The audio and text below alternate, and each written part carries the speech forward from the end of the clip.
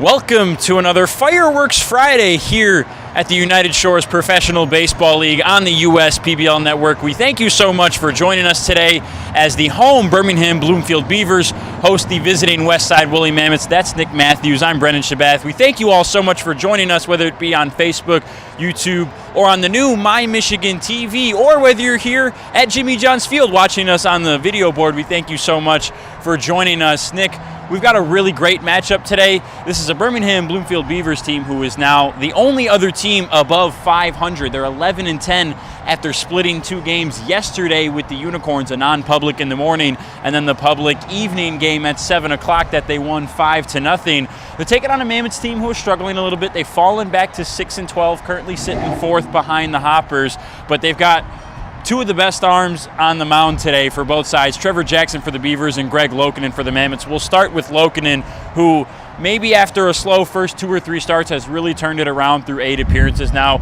a sub-3 ERA, many more walks than strikeouts. He's looked really good lately. Lokinen has been absolutely proving himself on the mound. No matter when he is on, he is on. This guy is going on a tear lately, and he deserved to be in the All-Star game starting for Team Ari. And Lokinen has just been providing for his team every time he steps out onto the bump, going out there and doing what he does best in throwing strikeouts, getting people out very quickly, and he's going to be doing that once again here tonight, and he's going to be facing Trevor Jackson, who also has been on a tear lately. Last time he faced the Mammoths, he went 7 innings pitched with only 2 runs, giving up 3 hits on 8 Ks. So he's another force to be reckoned with. And you mentioned Greg Lokinen, the starter for Team Ari. Trevor Jackson on the other side, the starter for Team Drew in that All-Star game that ended up being a 1-1 tie between Team Ari and Team Drew, an entertaining game nonetheless. But yeah, you mentioned Trevor Jackson's last time against the Mammoths, and who could forget that? It was the first time any pitcher in the USPBL had gone more than 6 complete innings. He went 7, started pitching in the 8th, gave up a first pitch home run to Buddy Dwayne Jr., who has turned things around lately. The power starting to come off of his bat. And Jackson walked another batter there in the 8th, and then his day was done. But we really couldn't say enough about how good that start was. The changeup was really working for him that day. The fastball was locating well, and he's been pretty consistent ever since that start, too. He's looked great. Absolutely. He's got only a 133 batting average against opponents, so it's going to be very tough for the Mammoths today. And Buddy Dwayne, who's been on a tear also for the Mammoths, improving himself in the batter's box and getting extra base hits left and right. Jackson also 2.36 ERA, so he's not going to be giving up a whole lot of runs today. So it's going to be one of those pitchers' duels between these two. I would call them aces for these teams. Yeah, certainly. And when you look at the numbers, very similar for both of these guys. Sub-3 ERA, many more walks than strikeouts. The strikeout rate, or excuse me, the other way around, many more strikeouts than walks. The strikeout rate is pretty high and just simply not a lot of earned runs left and right. So with that, let's look at where on the lineups maybe we could see some runs. For the Mammoths, we mentioned Buddy Dwayne Jr. already as a guy who's kind of come to life lately for them. But he's not the only one. Houston Parker has started to hit the ball well. Elijah Brown over the last 2 weeks got his first 2 professional home runs. He's picked it up. He's at the top of the order today. It seems like this Mammoths team, who has been struggling to maybe manufacture some runs and some wins as a result lately, might be turning a corner offensively and starting to come alive a little bit. This offense for the Mammoths has been, yes, turning a corner, but they've been providing this entire season. This just been able to keep it together towards the end of the 9 innings and just being able to force the other team into, putting the pressure on and getting those runs, getting them early, getting them often. And some of those guys up front are hard hitters. Elijah Brown has been hitting hard lately. Nick Caruso, of course, been this entire season hitting the ball very hard. And Brian Leaf, the newcomer with Houston Parker in the 4th spot, that is a great first 4. And they have 4 lefties in this order who can provide for this Mammoths team. And ending off the order with Wade Weidenberger Jr., who is also a great hitter. So all around, this Mammoths team can produce runs. It's just a matter of, can they finish the 9 innings. Yeah, I think you bring up an interesting point about not only the guys who have kind of gotten hot lately, but the guys who we expect to and just quite haven't yet. Brian Leaf, when you mentioned, Nick Caruso, a guy who hits the ball really hard. We just haven't quite seen that stuff result in the on-base percentage and in the runs. On the other side for the Beavers, Dakota McFadden, 2 for 3 in game 1 yesterday, 3 for 4 in game 2. He's really turned it on. Still looking for that first home run as a Beaver. Again, facing his former team in the Mammoths. He was talking with some of his old teammates pre-game today. Always nice to see them still have good relationships and be good friends. But he's been great in the lineup for the Beavers lately. Was in the field and right in game 2, and then at first in game, or the other way around, in the field and right in game 1, at first in game 2. He gets the day off in the field today, but he is still DHing a bat you obviously can't take out of the lineup if you're Vaughn Joshua. Right, you can't take him out. He's red hot right now. After coming off the home run derby in these last few games, he's got every reason to be in the order, and for good reason. Designated hitter. Who else to bet? For real. This is the third and final game of the weekend for the Beavers, and game 1 of 3 this weekend for the Mammoths. They'll play in the doubleheader against the Eastside Diamond Hoppers tomorrow. We're back with your Ascension pitcher comparison and starting lineups after this. If you're here at Jimmy John's Field, we hope you enjoyed the pregame show and enjoy the rest of the game. Thank you so much.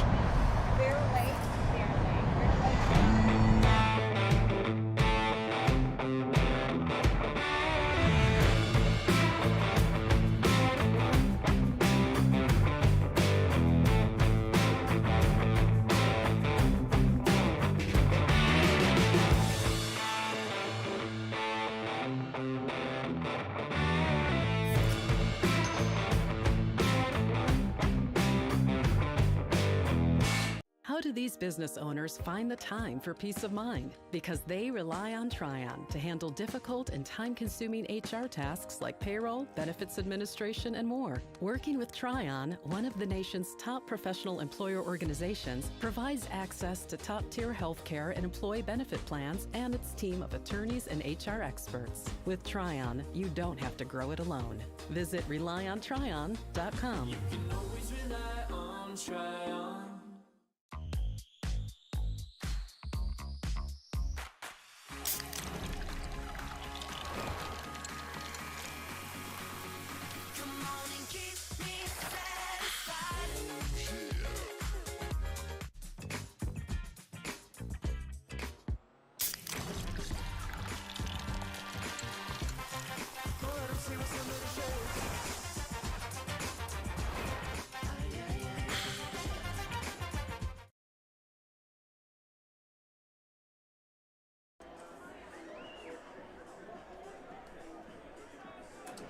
Welcome back to Jimmy John's Field on the Friday Fireworks Spectacular here. Let's take a look at our proud sponsors for today's game.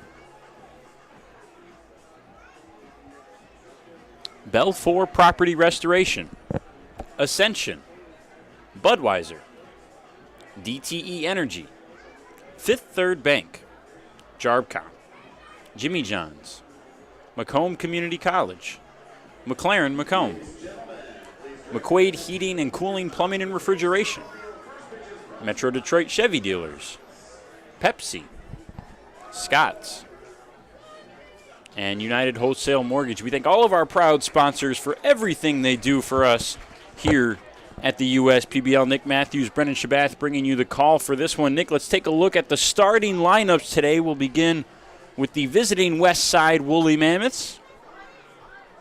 Leading off for the Mammoths and playing second base today is the utility man Elijah Brown. We talked about his 2 home runs in the past couple games. He's starting to turn it on. Gets at the top of the order for the Mammoths, batting second and playing first base, Nick Caruso. Brian Leaf will play in right and bat third. Cleaning up the order today is Houston Parker. He's over on the hot corner playing third base, typically at second, switched over to third today. Connor Bagneski, typically out in the outfield. He gets a break in the field, will be the designated hitter. Hitting in the 5 spot, Buddy Dwayne Jr., who has recently switched over to shortstop. Taylor Jellikowski likes what he sees there. Dwayne will bat 6th. Tanner Thomas out in center, batting 7th. Duncan Hewitt's behind the plate today, batting 8th, and Wade Weinberger Jr.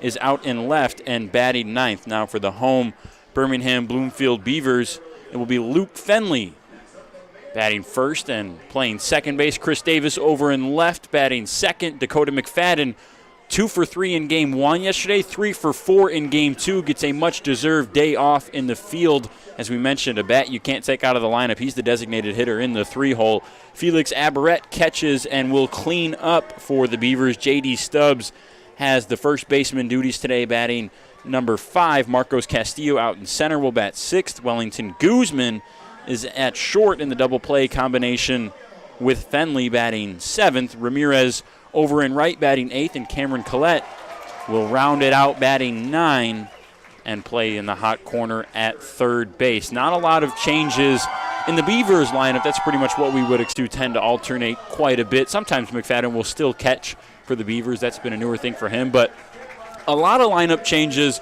for the Mammoths, positionally at least. And when you look at the order as well, Elijah Brown typically was in the 9 hole for much of this season. With the way he's hit the ball lately, one of the best barrel hitters in the league, he's moved all the way up to lead things off for the Mammoths, and that's no surprise. He plays second base, typically a shortstop or a third baseman on the left side of the infield for the Mammoths, but Buddy Dwayne, who played at short in the All-Star game and has played there recently, Taylor Jellikowski says he just looks really good at short. And he's been a good third baseman for the Mammoths a lot this year, but Houston Parker now takes over third base duties. He really likes the left side of that infield now, and that new shift kind of presents more defensive strategies and kind of an advantage for the Mammoths. It really does, and it also gives Buddy Dwayne Jr. an opportunity to play a shortstop and give Houston Parker another look at another position. And it's a good mix to give them, not just pigeonholing them into one position, and give them a good mix there in the field.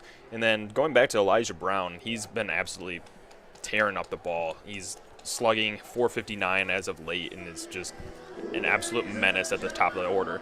And on the other side, the Beavers have some of the best 4 batters in a row: Luke Fennelly, Chris Davis, Dakota McFadden, and Felix Aberrett. Just a bunch of big names right there to get on base, to drive in runs. McFadden and Aberrett both hitting above 300, and it's just a great power lineup for this Beavers front. So as they announce the starting lineups, Nick, we'll get your keys to the game in a moment. Barring any rain on this parade, there was some rain in the forecast for later tonight around what we would expect to be the later innings, 7, 8, 9. That has moved up. The percentages don't look great. Hoping we can kind of get the Utica bubble that we've gotten in recent years and, avoid some rain today. But the skies don't look great right now. Yeah, the skies aren't looking too good. It was nice earlier today, but as of lately, it's just been very cloudy, overcast, 78 degrees at the moment in downtown Utica, and it's gonna start raining here pretty soon, but hopefully it's not too hard and that we can get this game in.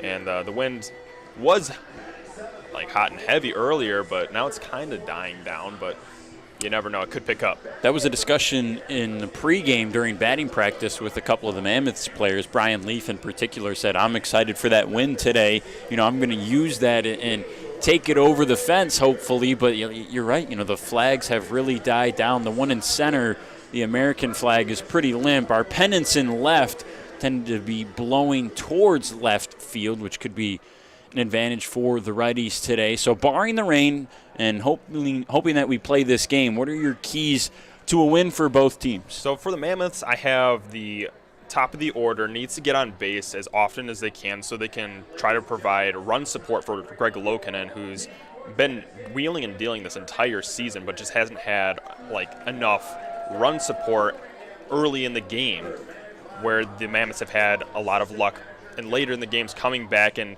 making those dramatic finishes, going into sudden deaths, not ending up in their favor, obviously, but score early, score often is the key for the Mammoths to continue to get back into the win column, which they desperately need. And you talk about the top of the order getting on base. Elijah Brown currently leads the league in steals, 7 stolen bases, hasn't been caught stealing once. And Wade Weinberger, who's not at the top of the order, usually is, but he's in the 9 hole right in front of Elijah Brown, except for in this first inning. He's got 6 stolen bases. That's second place in the league right now. Right, and that's a good strategy that Taylor is implementing into this lineup. It's a good mix throughout the entire order. It's not just the entire front half is stacked. He's kind of mixing it up with Tanner Thomas at 7th, who leads the team in runs, and then Wade Weinberger Jr., a good bat at the 9 spot. So it's a good mix of hiding those less likely to get on base players.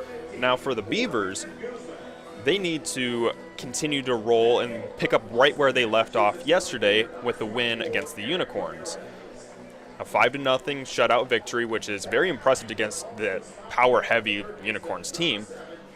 and continue to roll into this game, and they have their ace Trevor Jackson on the mound, get them run support provided by McFadden or Aberrett, maybe even Marcos Castillo, or even the bottom of the lineup putting in some effort so they can put the pressure on Lokinen and the Mammoths to do what needs to be done. The entire bullpen yesterday was a big reason the Beavers won. Shea was the starter, and then the combination of Blankenship, Crick, and Shaw out of the pen held the Unicorns scoreless for only the second time this year. We'll step aside for the national anthem when we come back. It's the Beavers and the Mammoths on the US PBL Network.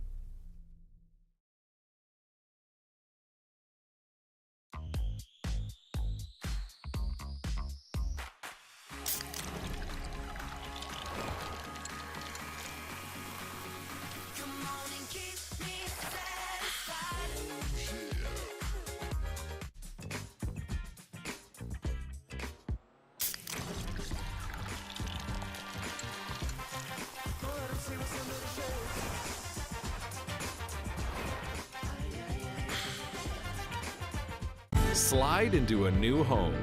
Work with a local mortgage pro who works for you. Get a cheaper, faster, easier home loan. Find a mortgage broker near you today at findamortgagebroker.com. You hear about the promo that Jimmy's John's got going on? 5 off 20? How they pulling it off? Magic? You got David's Copperfields in there?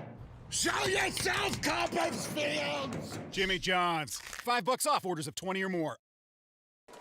Back here at the ballpark, no rain, so we're ready for first pitch at least. See how many innings we can get in with that bubble doing its work, covering historic downtown Utica where we are here at Jimmy John's Field for today's game. We'll take a look at our Ascension pitcher comparison. Brought to you every game by Ascension between Trevor Jackson and Greg Lokinen.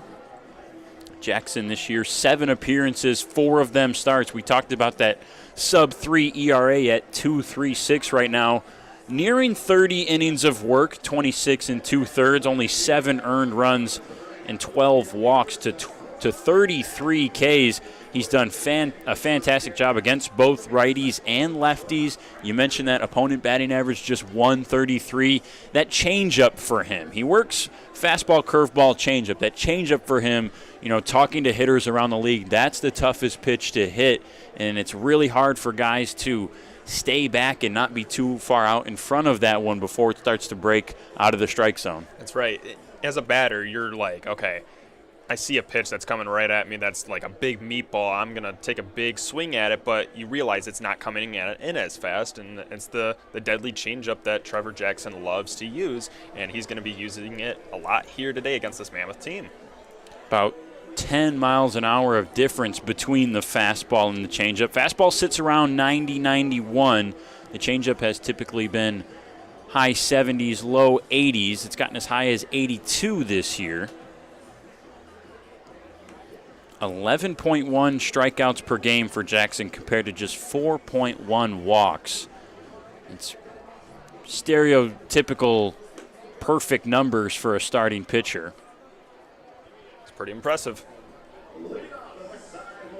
He'll start it off today against Elijah Brown. Batting from the left side, as we mentioned, playing second base today. One of 4 Mammoth hitters are going to be in the left-hand batter's box.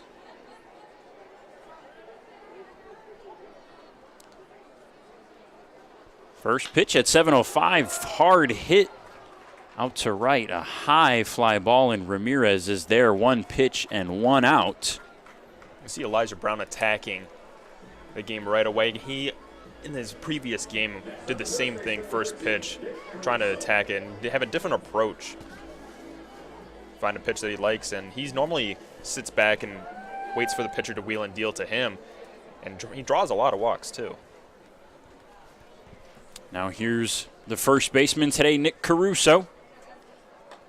First pitch starts him off with a fastball, low and away in the bottom corner for strike 1. Caruso, 169 average coming into today. Fouls that one off. Another fastball, 0-2. And that is a pretty deceiving number. Caruso, as something that we've talked about, has had so many contact outs to the outfield, hard hit balls, and the numbers back that up. He's second in the league in barrel rate right now. That one's a little dribbler down the third base line, and it will get foul. So that means he's the second best hitter in the league at squaring the ball up and hitting it hard directly off the barrel of the bat. He's just had terrible luck. I mean, he's hitting it hard, hitting it right to players, and I would personally, as a batter, I would rather take a bunch of contact outs over strikeouts any day of the week and twice on Sundays, because you know you have success hitting the ball. You're not just fanning and missing, and eventually some of those will drop for base hits. You just got to keep your head up. We don't have the capabilities on our broadcast to show you the spray chart that goes with Caruso's results. The 0-2 pitch bounces its way to home plate for ball 1. But thanks to Dan Mueller, our Flight Scope data analytics intern here, he has compiled those numbers. And you look at Caruso's spray chart, and the outfield is littered with lineouts. Like we talked about, Caruso check swing. Did he go around? He did.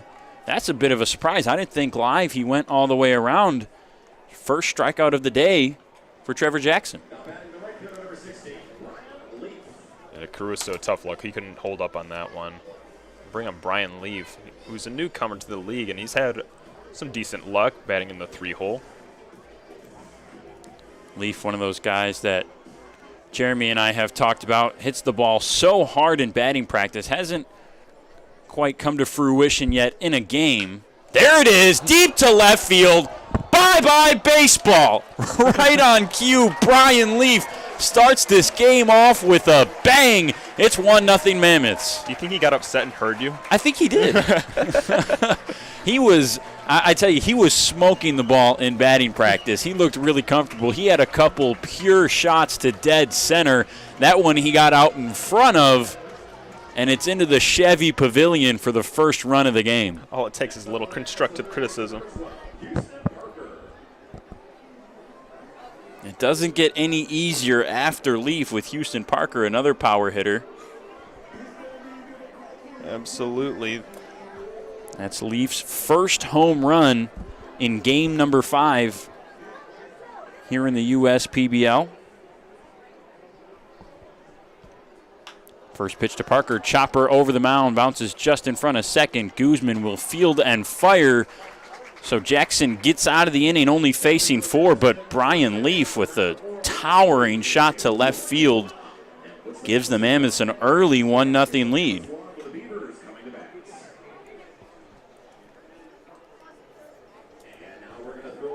It's time for our Thrifty Florist sweetheart of the game. Chelsea Cooper is here today with JJ.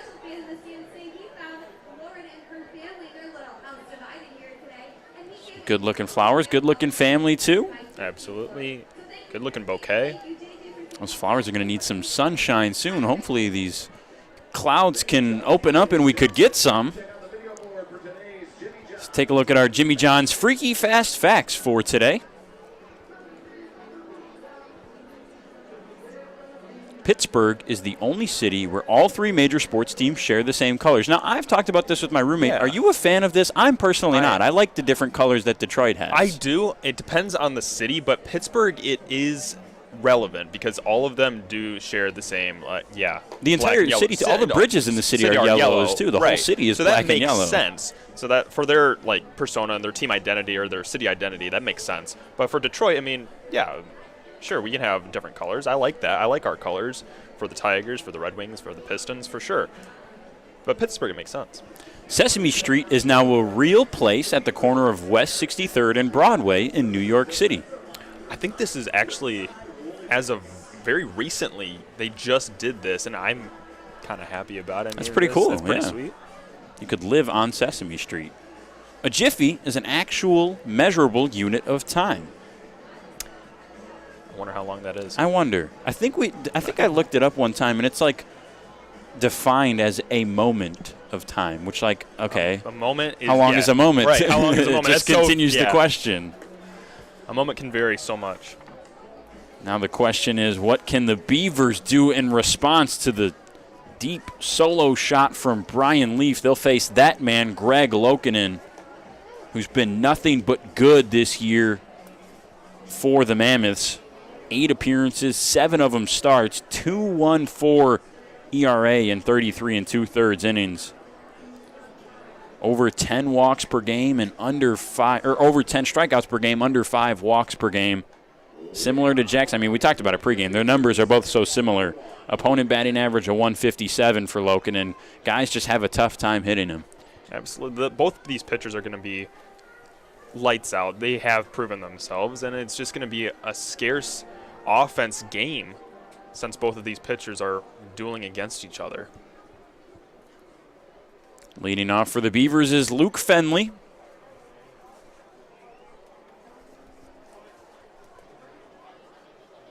Lokinen starts him off with a high fastball at 88 above the zone. Fenley is tied for the league, or the team lead in RBIs, and leads the team in runs as well. Fouls that one back. Yeah, he's been a fast spark plug for this Beavers team ever since he got here. Has quickly already played in 14 games. Still kind of consider him like a newcomer, though. Yeah, but he's proven himself for the first, 14 games, and Fenley has been proving himself in the first spot in this lineup, and is perfect for him. He's a guy that Vaughn Joshua really likes. The 2-1 swing and a miss for strike 2.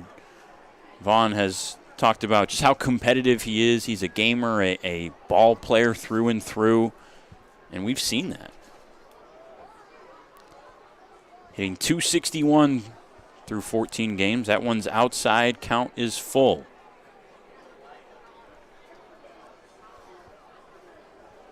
Just recently had his birthday yesterday. 3-2. Hit hard on the ground, fouled on the third base line. Fenley now 24 years old, out of Davenport, Iowa. In the non-public game with all the kids here in the morning yesterday, they sang happy birthday to him. Yeah, I was doing the PA for that game, and I actually got to sing to him personally, which was kind of fun.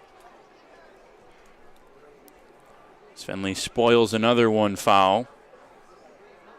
He'll see 8 pitches in this at-bat. Payoff pitch, and he got the call. Strikeout looking to lead things off for Greg Lokinen.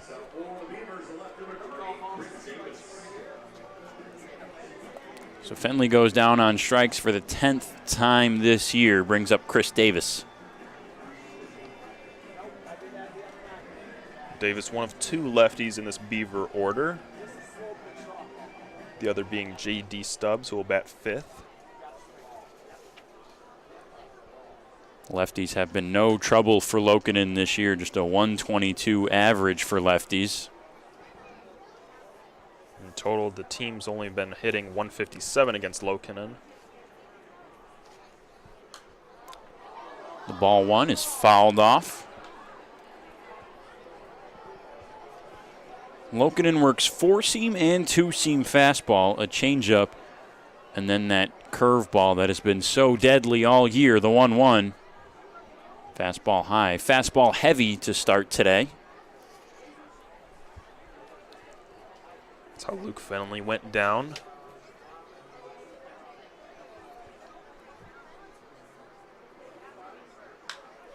Davis hits this one out into the gap, kind of curls back to center, and that's an easy grab. Boy, the ball ball's just been flying, even though there's not been that much wind. Off of Davis and off of Leaf, the ball's been kind of hanging up there. It was a hard hit one from Davis, but yeah, just hung up a little bit too much, and Thomas was able to make the grab for out number 2.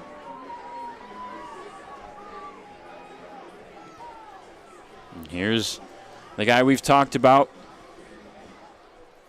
Totaled 5 for 7 yesterday between the two games, Dakota McFadden. First pitch swinging with that bright yellow and green Savannah Bananas bat. This guy's personality is just as good as his stats. Infectious. Absolutely. Just an absolutely great attitude. Great guy to be around. Hits this one on the ground. Parker slides over and gets him out by a step and a half. 3 up and 3 down for Greg Lokinen to protect the early 1-0 lead after the Brian Leaf solo shot in the top half of the first. Mammoths lead it early here on the USBBL Network.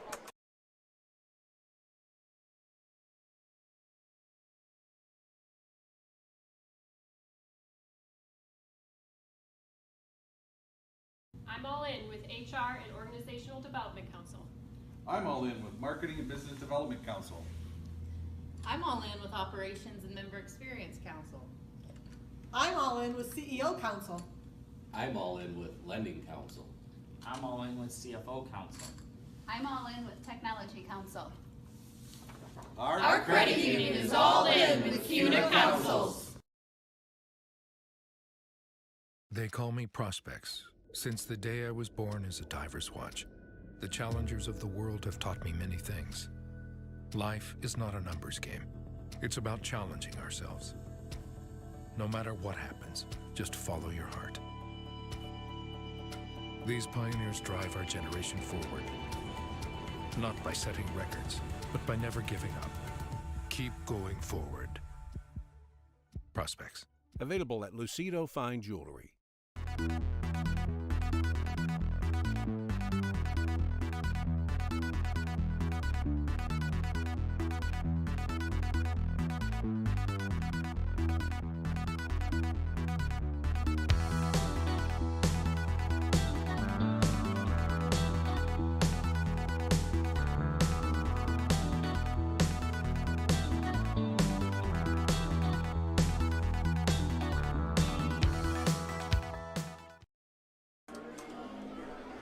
Welcome back to the ballpark. It's a 1-0 lead for the Mammoths after Brian Leaf hit a towering bomb solo shot off of Trevor Jackson in the top half of inning number 1. That's where we are here.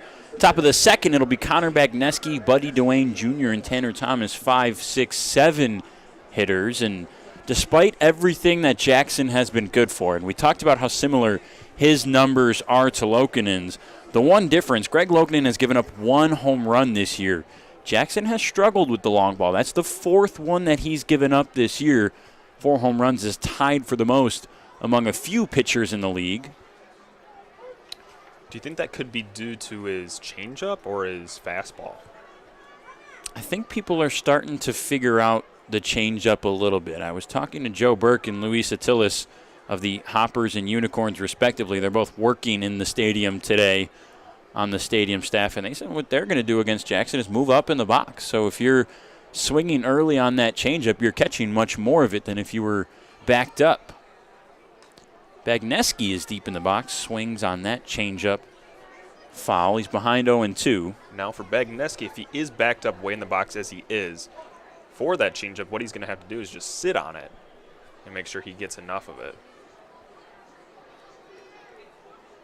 Not easy to sit changeup either when that fastball, not being the highest velocity, but still comes in around 90, 92. There it is, 91. Got him looking, strike 3.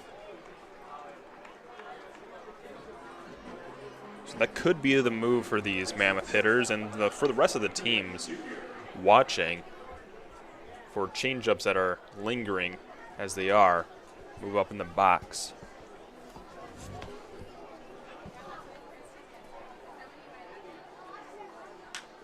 First pitch to Duane, high bouncer. Guzman throws him out by a step. So another 1 pitch, 1 out for Trevor Jackson.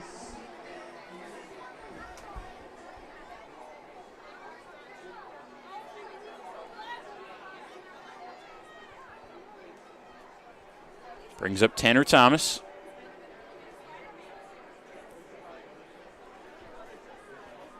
Thomas leads the team in runs. He's got that bright blue bat.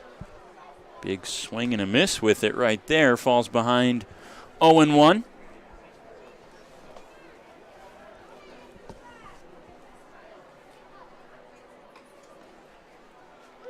Outside edge for strike 2. Tanner Thomas. That was the changeup there from Jackson. Tanner Thomas, one of those Team Drew All-Stars. It's this one on the ground. That's an easy grab for Stubbs as he'll step on the bag. A good recovery from Trevor Jackson. A strikeout and 3 up, 3 down as we head to the home half of the second.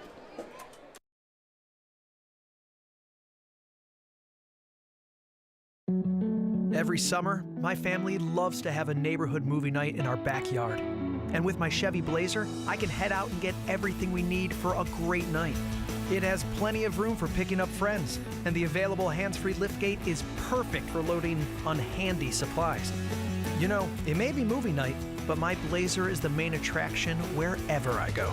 Lease a 2022 Blazer 2LT for just $239 a month for 24 months. Put it in D and see why Chevy drives the Motor City. Make your move with a quick and easy mortgage from Genesis Credit Union. We have mortgages to fit your life. Genesis Credit Union. Visit us today. Slide into a new home.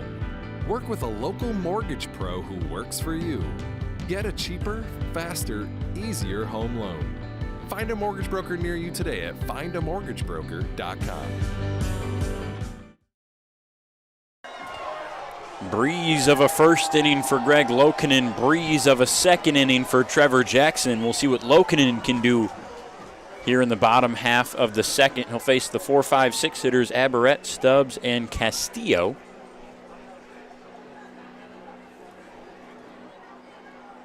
With an early 1-run lead, and this is a game that, Nick, we kind of expected. Wow, there's a lot of fans out there on the lawn. A lot of fans out on the lawn, and a lot of fans out there in the Chevy Pavilion who saw that home run by Brian Leaf. A very good crowd today for the Friday Fireworks Spectacular. But back to our point, this is a game that we could pretty easily expect to be low scoring. I mean, just purely looking at the numbers, Lokinen and Jackson just don't give up a lot of runs, and they've been, like we talked about, the two arguably best pitchers in the league. There's a couple guys in that conversation. If they're not in the top 2, they're in the top 4, and an early 1-run lead off of the solo shot from Leaf could pay off to be big. That could be huge, especially through the first 5, maybe 6 innings, depending on how far Lokinen and Trevor Jackson go. But we might not see another run until maybe some relievers come in. We saw last night between the Beavers and the Unicorns. Hard hit on a line by Aberrett. That'll be a single. Weinberger stumbled to get it for a second. He'll now get it into Brown at second base. Leadoff single for Felix Aberrett, who just keeps on hitting and then hitting some more. Gets on base quite frequently. That's going to add to his stats. Coming into this game, he's on base 436 and hitting 389. But that 1 run for the Mammoths could be big, like yesterday's 1 run for the Beavers was. They got 1 in the first inning, and then Riggleman and Shea had a pitching duel for the next 4 all the way into the 5th before the Beavers finally got 4 in the 5th inning, or I believe it was the 6th inning. That's when the game got open. That's when they broke it open, yeah. But it was a 1-run close ball game for the entire time, and then them having that lead helped keep the offense alive in the 6th. Stubbs fouls this one off, 1-1.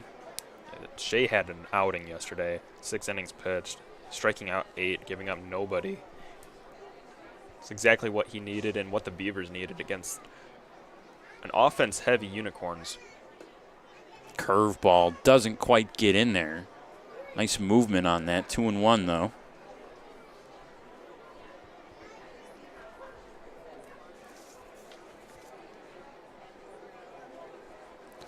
Stubbs, 240 average on the season, fouls this one off. Got his first extra base hit of the year yesterday with a double.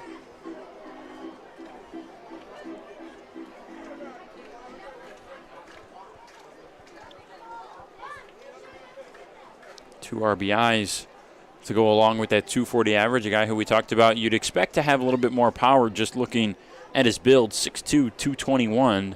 No home runs yet this year. Only 4 home runs this past season at Georgia Gwinnett in college, too.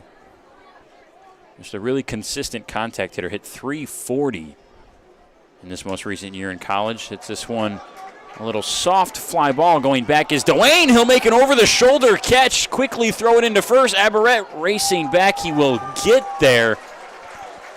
I think Buddy Dwayne's pretty comfortable at shortstop. I think so, too. And if he had a little bit more on that throw, that could have been a double play. But he had to range back and throw off his back foot to try to get it over to first. Yeah, falling towards left field, he threw it back in, and he still had some mustard on it for falling away like that. It was a good decision to quickly get it in. Aberrett, not a speedster at first, it was still close to get back. Castillo looks at a curveball for strike one. Just shows you the athleticism and the range by Buddy Dwayne and what he can do over on the left side of the infield. Another curveball got him swinging that time. Nasty looking pitch for Lokinen.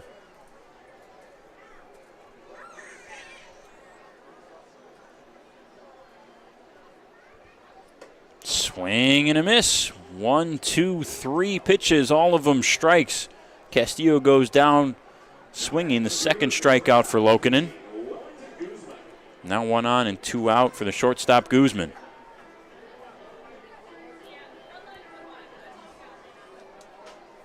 Wellington chosen also for the All-Star game.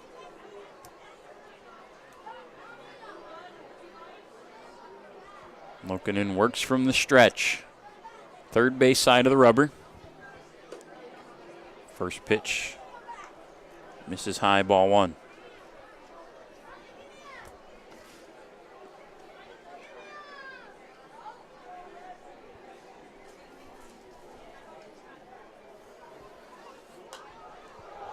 The 0-1 or the 1-0 fought off foul.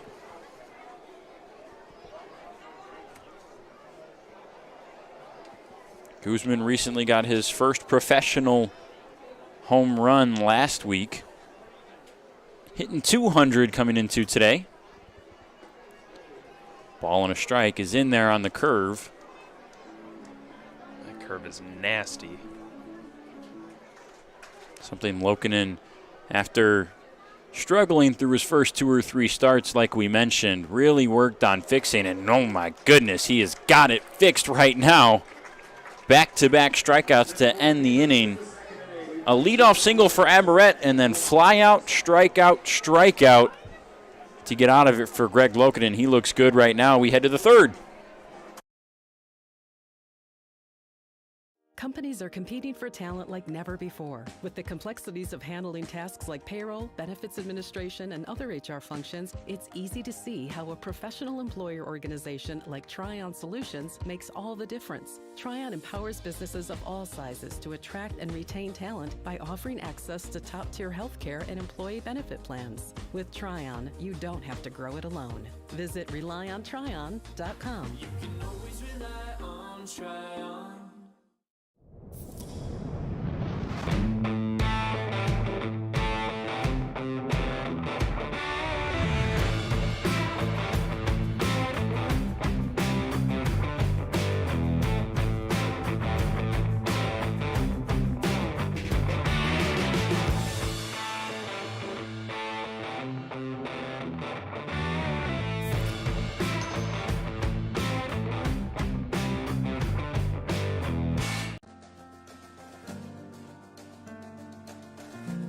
We joined Green Path and instantly felt a support around us. They developed a plan on paper, and this is how we're going to do it. The plan that they gave me was something that was sustainable. It was something I could do. It was actually lowering my payments monthly by hundreds of dollars. Choosing Green Path is a no-brainer.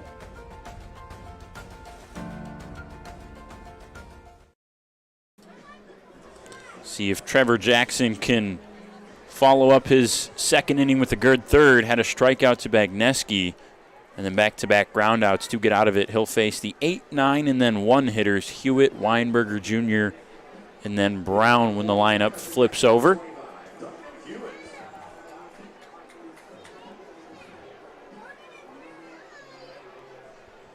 Hewitt steps in,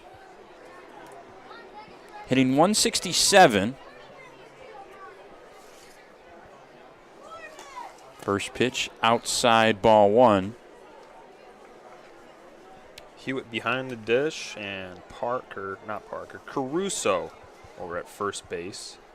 Those two have alternated those two positions a lot, swing and a miss for Hewitt, since Hewitt was traded over from the Unicorns to the Mammoths. Two of the better catchers league-wide. The 1-1 swung on and missed as well.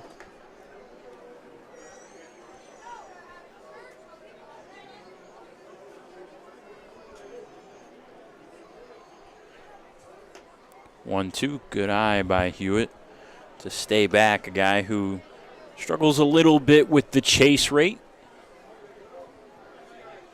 Chases on almost 30% of pitches outside the zone. Here's the 2-2. That's the changeup right back to Jackson. Struggles to get it, gets it to first, and it's wide. Couple fortunate bobbles there for Duncan Hewitt. One by Trevor Jackson, and throws it a little off target to J.D. Stubbs. I think Jackson might have just looked up a little bit too early.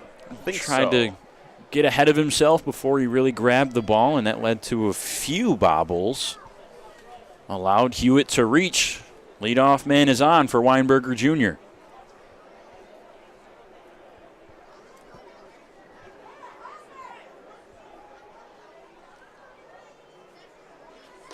First pitch way outside in that right-handed batter's box to Weinberger. Batting from the left. Weinberger Jr. also having some power in the bottom of the lineup on purpose. Taylor putting him there. He's hitting 250. He's got a homer and 5 RBIs. Weinberger, 250 average, like you mentioned, Nick. 200 against righties. Jackson, the righty, works the third base side of the rubber. Hewitt with a very short lead over at first. A 2-0 in the zone and hit hard on the ground through the infield for another single. So this plan of putting Weinberger Jr. at the bottom of the lineup is paying off, because now that you have 2 men on, you have Elijah Brown, who's slugging the ball so well lately. This is a dangerous scenario for Trevor Jackson.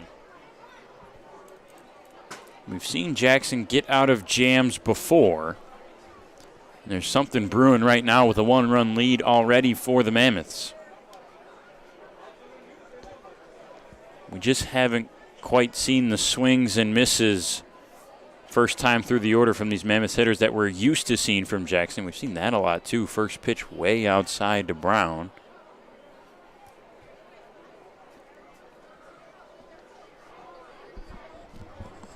Already a run and 3 hits for the Mammoths. 6-12 on the year, looking to get back into the win column. That fastball dips under the zone. And again, another hitter is ahead, 2-0. Elijah Brown has been in a lot of these hitter-friendly counts. If he finds a pitch, he'll take it, but he'll also work a count in his favor, which he's doing right now. Now 3-0. He'll make you throw him a strike here.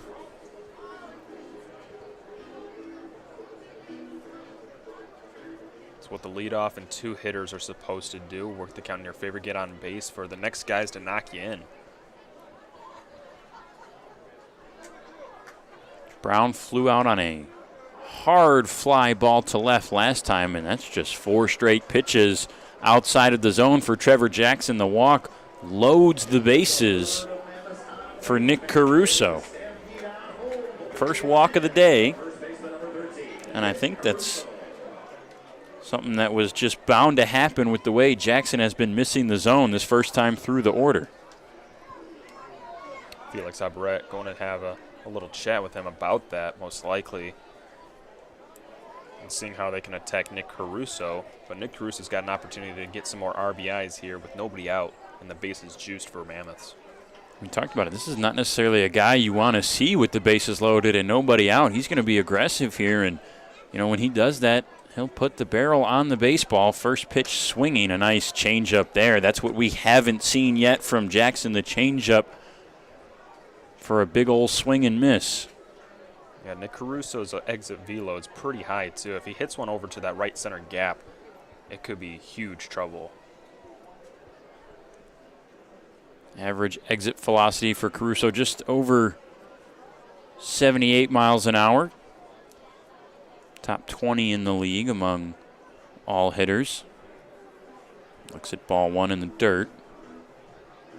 So it's Hewitt on third. He reached on the error from Jackson. Weinberger got a single to right. He's at second. And Brown worked a 4-pitch walk. He's over at first. Stubbs not holding Brown on. He's in and hugging the line. Caruso pops it up foul out of play. Comes right back to the stands. Bounces a couple times. And a souvenir. Hey, there's a little kid that got it. That young fan takes home a good one. That's why you come to baseball games, to get baseballs, right? Yeah, absolutely.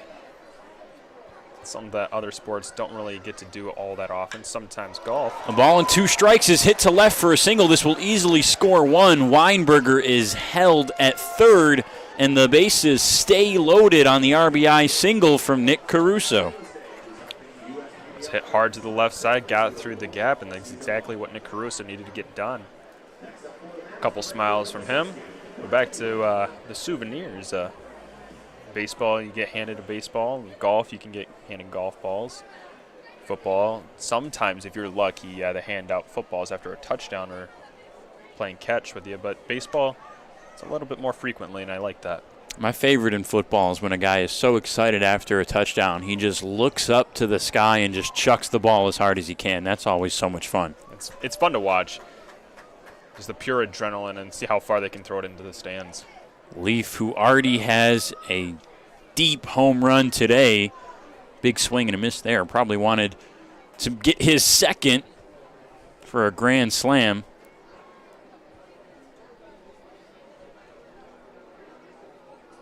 Now the 0-1 fouled away. 92 on that fastball from Jackson, one of the best ones we've seen from him today. Bases loaded, nobody out. 1 run has already come across. 4 hits already for the Mammoths. Just 1 for the Beavers. They'll need to get the bats going if and when they get out of this third inning. 0-2. Aubret held it for an extra beat, didn't get the call. And Leaf will see at least 1 more.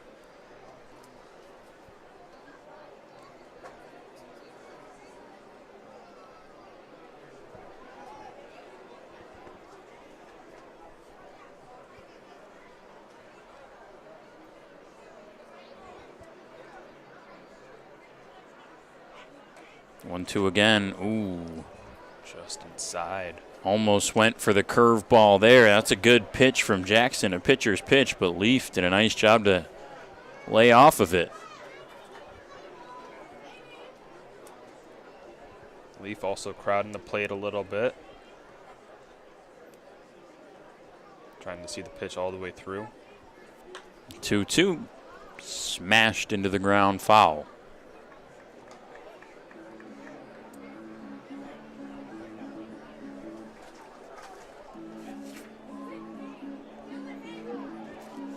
So Leaf's home run, as we mentioned, was his first in the USPBL. He played in the Frontier League last year. Had 2 home runs there, so that's just his 3rd professional home run. Swing and a miss, and he's out on the 2-2. A much-needed strikeout for Jackson.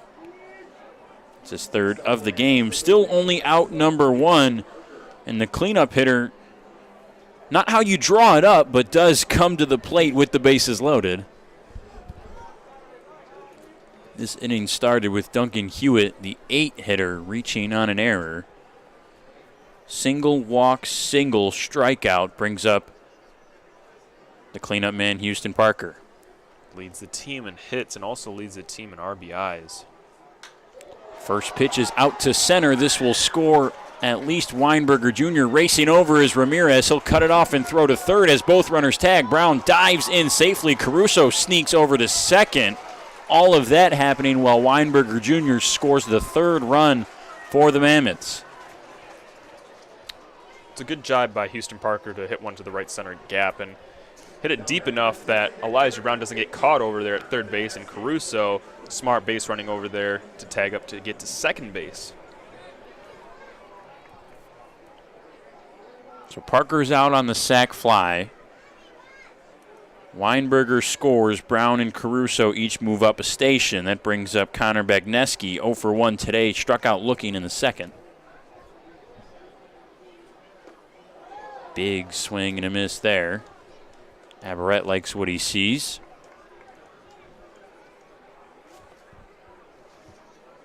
I like the play by Caruso to notice Ramirez's throw going to third on Brown tagging from second and moving into scoring position and taking away the force out as well.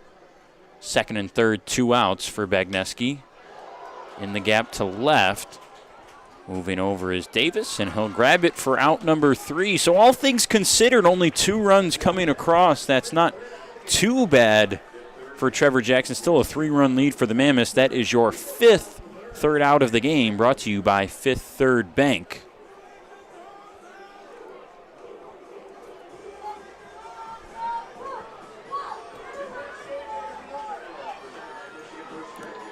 JJ, the field general, out there bringing out some water to our umpires today.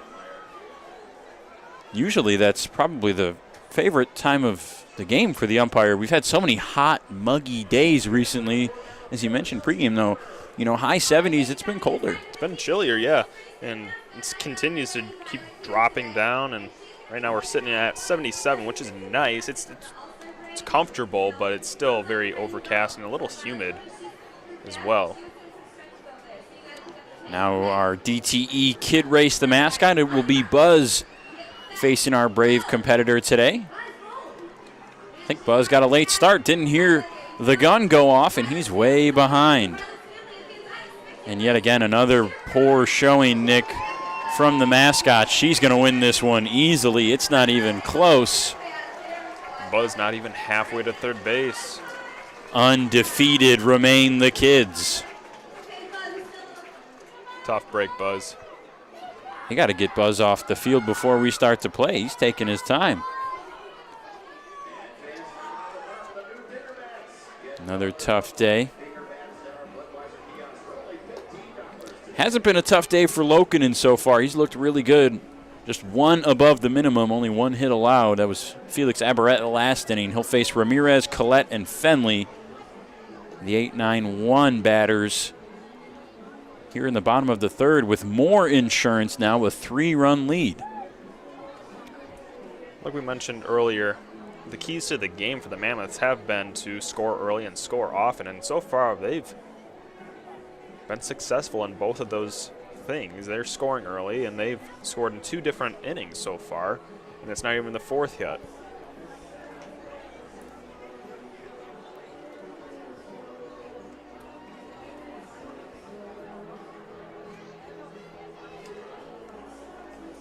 Ramirez, as we mentioned yesterday, hitting from the left side for the foreseeable future, it sounds like, was a righty when he first got here.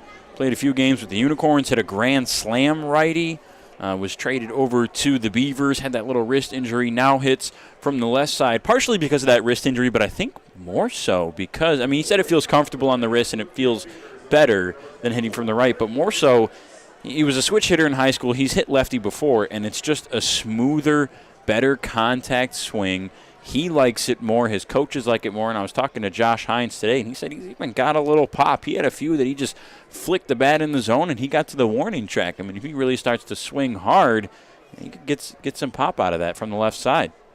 Whatever's natural and whatever works and whatever the batter is comfortable with, it's always the smart move to go with it. Takes a lot less off of your mind and having just a little bit more fun and smoother transfers. It was a big first swing for strike one for Ramirez, and he looks at strike two on another fastball. On the black on the outside, Ramirez hitting 170 in almost 20 games since joining the USPBL. Not a late joiner, but I believe it was 3 or 4 games after the season had started. The Unicorns had played a couple games already before he got here, coming from Lenore Rhine down in the Carolinas. Now the 1-2, checked his swing. Did he go? It was way outside. He did not.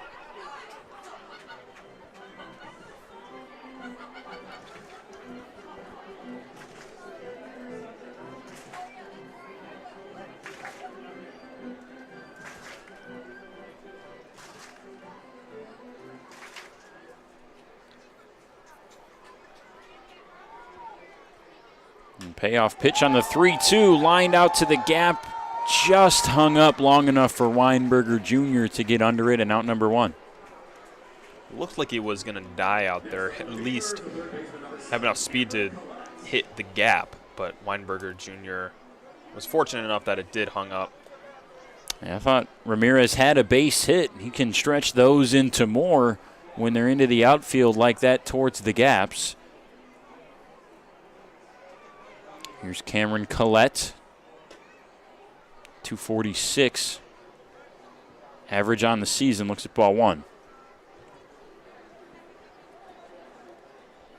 Heard that 246 average with team tying 9 runs. It's that one near the end of the bat. It will drop in front of Leaf, and Collette's going to stretch this one into 2. Those speedy legs move up for a one-out double for Cameron Collette, and he's in scoring position for the top of the order for the Beavers.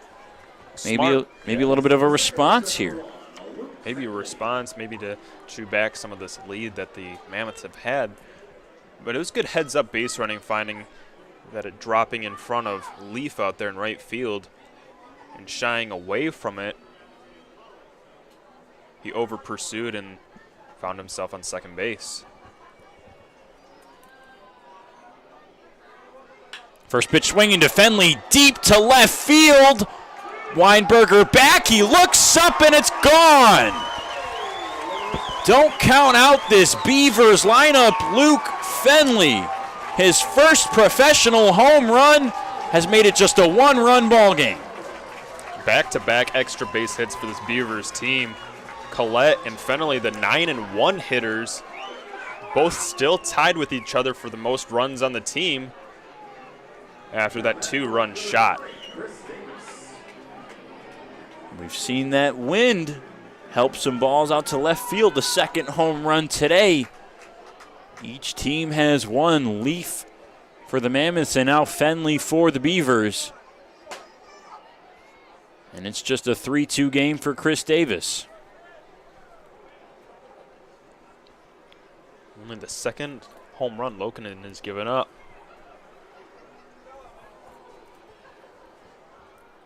Davis ahead, the ball 1. Misses outside, 2-0.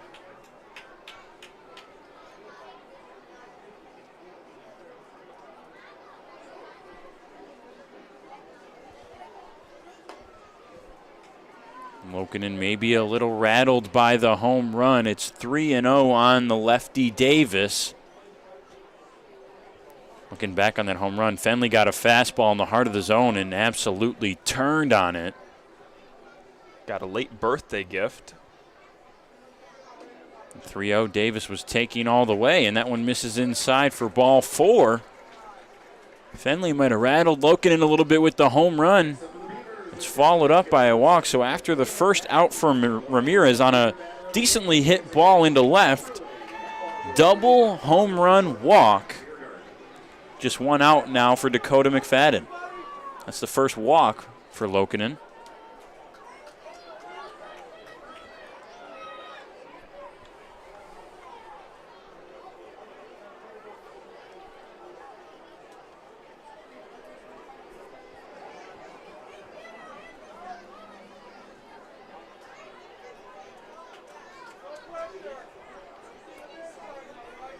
McFadden retired on a ground out in his last appearance. Lokinen a little move over to first to drive Davis back.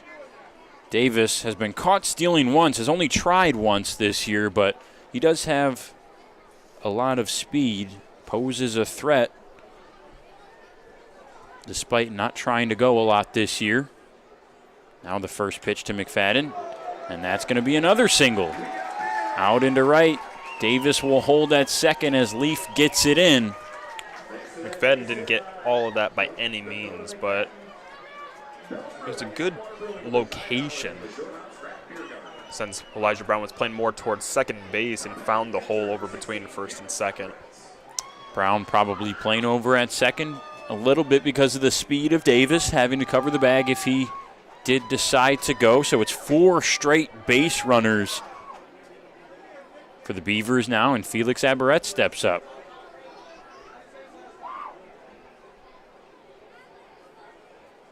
First pitch swinging and missing. Aberret almost 400 batting average, 1 for 1 today. Had the first hit that Lokinen gave up to lead things off last inning. 0-1, got him swinging again.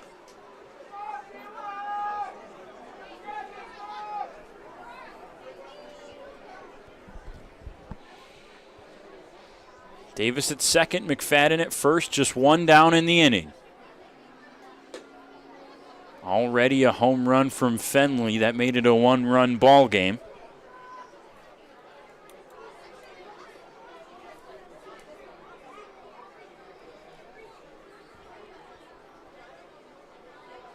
Aberret waits. Righty-lefty on the 1-2. Curve ball outside, 2-2. Looks like he just hung it out there. Couldn't quite get all that snap.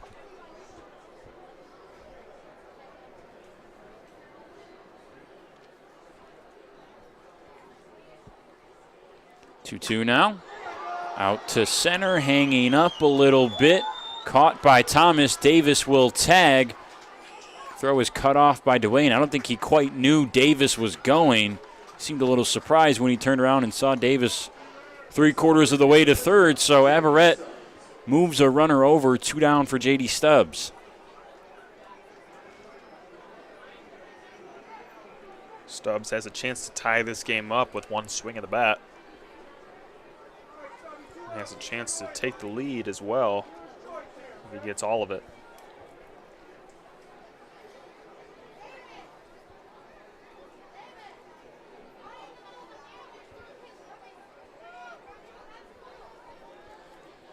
Stubbs flew out on that nice over-the-shoulder basket catch from Dwayne last inning. Kind of halted what might have been some momentum brewing for the Beavers. That would have been back-to-back base runners had Dwayne not made that catch to lead things off in the second inning. That was just out number 1. Now with 2 outs, Stubbs checks his swing, doesn't go around on the 1-0 or on the 0-1, makes it 1-1.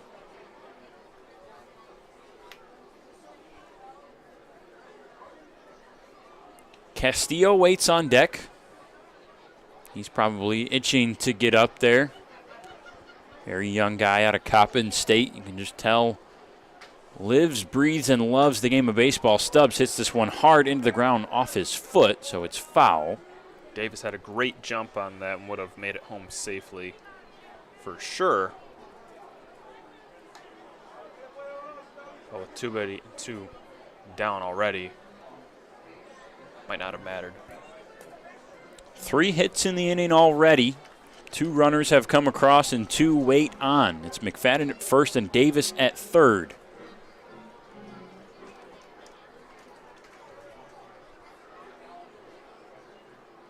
Lefty-lefty matchup. Stubbs, curveball, no. Thought that was a good pitch from Loken and doesn't get the call. Might have crossed just inside. Now the 2-2. Big swing and a miss on a sweeping curve from Greg Lokenen. Stops the bleeding. But the Beavers have made it a whole new ball game. It's just 3-2 Mammoths. Their bats are coming up next on the other side of this break.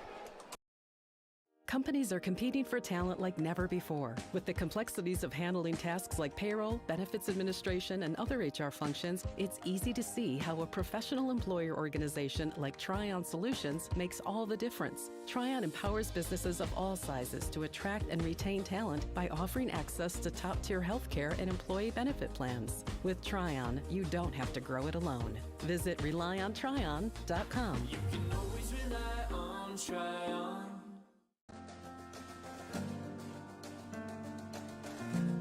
We joined GreenPath and instantly felt a support around us. They developed a plan on paper, and this is how we're going to do it. The plan that they gave me was something that was sustainable. It was something I could do. It was actually lowering my payments monthly by hundreds of dollars. Choosing GreenPath is a no-brainer. Get great seats, safer, simpler, and smarter with TicketSmarter.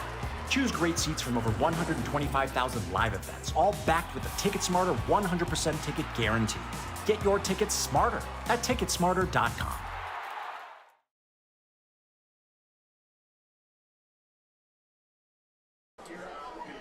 We've got a whole new ball game, folks. It's 3-2. Beavers respond to a really good Mammoths lineup who looked like they were holding all the momentum and all the cards. Greg Lokenen had only given up a hit through the first two, and then 3 hits, including a 2-run blast from Luke Fenley, have made it a 1-run ball game. Jackson trying to recover after facing 7 hitters last inning. 2 runs were able to score.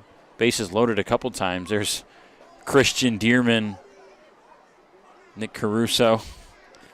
Those two always having fun in the dugouts and on the field and in the clubhouse as well. Everywhere they go, fun guys to be around. First pitch to Buddy Dwayne Jr. is outside for ball 1. After Dwayne, it'll be Thomas and then Duncan Hewitt. Big swing and a miss on the changeup in the dirt.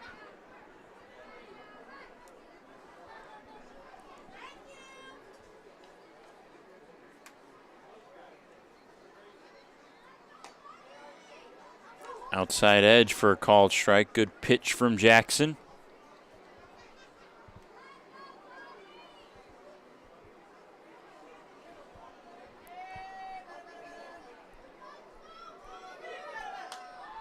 One-two, fought off foul. Dwayne stays alive.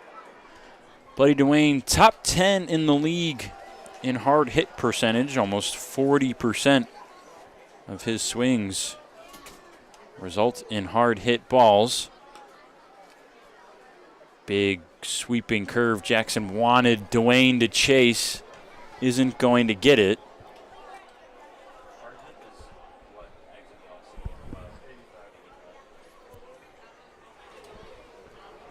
Count even at 2s. Swing and a miss for Dwayne. I think he thought Aberrett dropped it. He didn't. 4th strikeout for Jackson.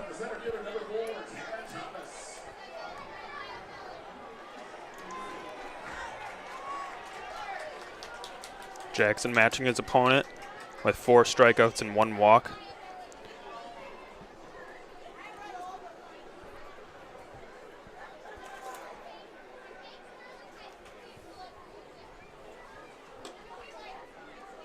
Thomas, him and Dwayne were the only 2 who didn't get to join in on the fun last inning for the Mammoths. He grounded out to first base his first time up.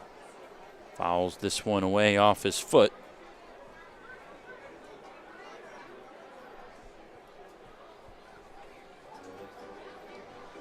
So through the first 3 innings, it's 3 runs on 4 hits for the Mammoths, 2 runs on 4 hits for the Beavers. No errors yet. It's been defensively a clean ball game. That one's outside.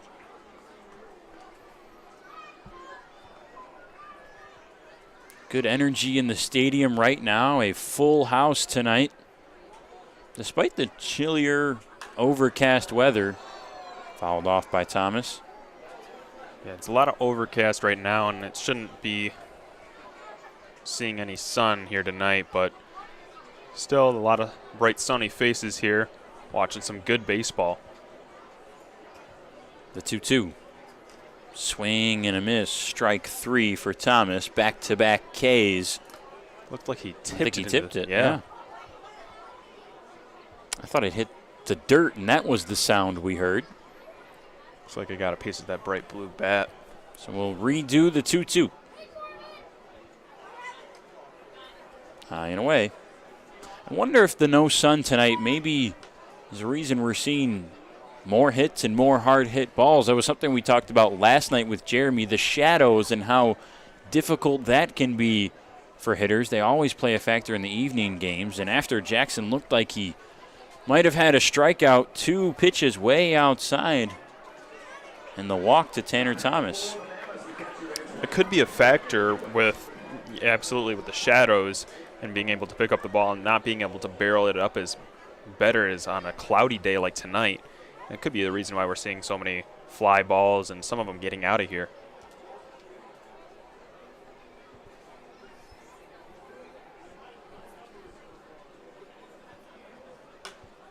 Hewitt pops it up on the first pitch. Shallow right field. Quickly coming in, Ramirez, and going back is Fenley. A nice play. Boy, that one looked like an easy pop-out, but it was put in a perfect spot for Hewitt to maybe steal a base hit. Both fielders losing their hats in the process.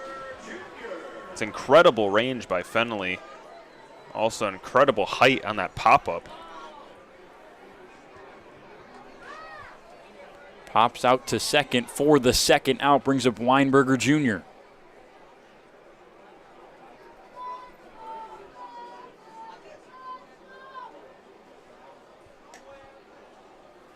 Ball outside. Weinberger with a single in this game already.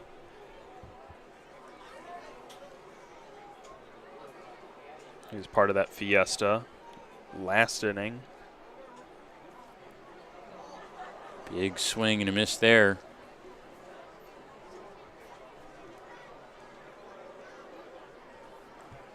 He had the first hit. He was the second base runner last inning after Hewitt reached on the error in front of him. It was also the second run to come around on the sac fly from Houston Parker. 1-1, swing and a miss. And Thomas faked like he was going to go. Retreats back to first.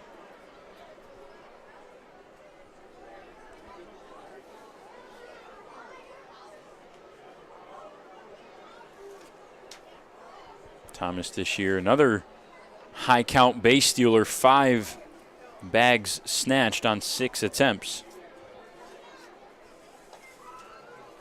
1-2 is outside.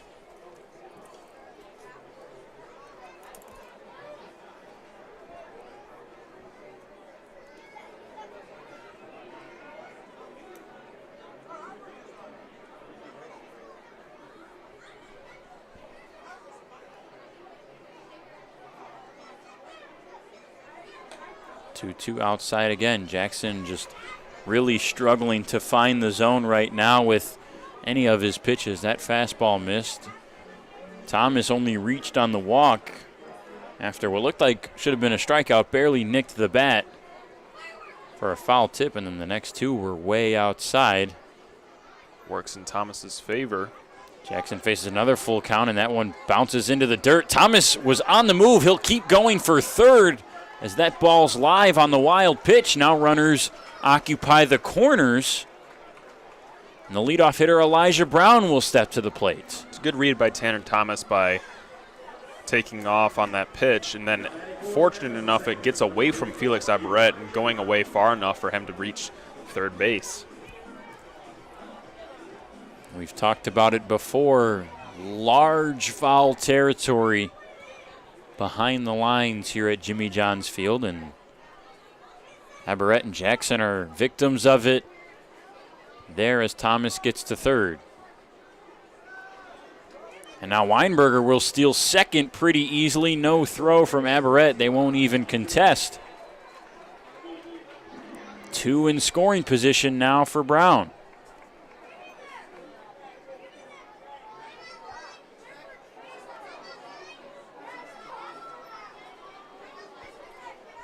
Brown reached on a walk in his last at bat.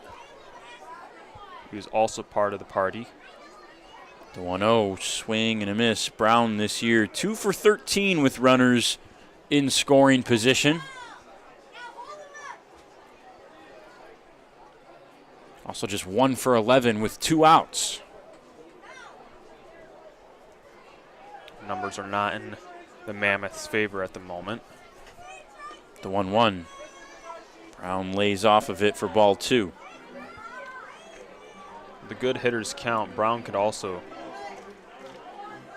reach by via walk again, as he already has 7, now 8 on the season.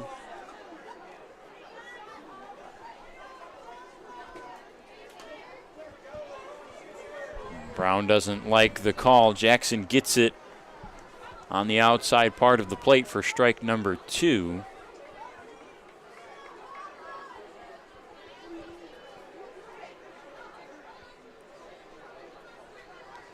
Two on and 2 out.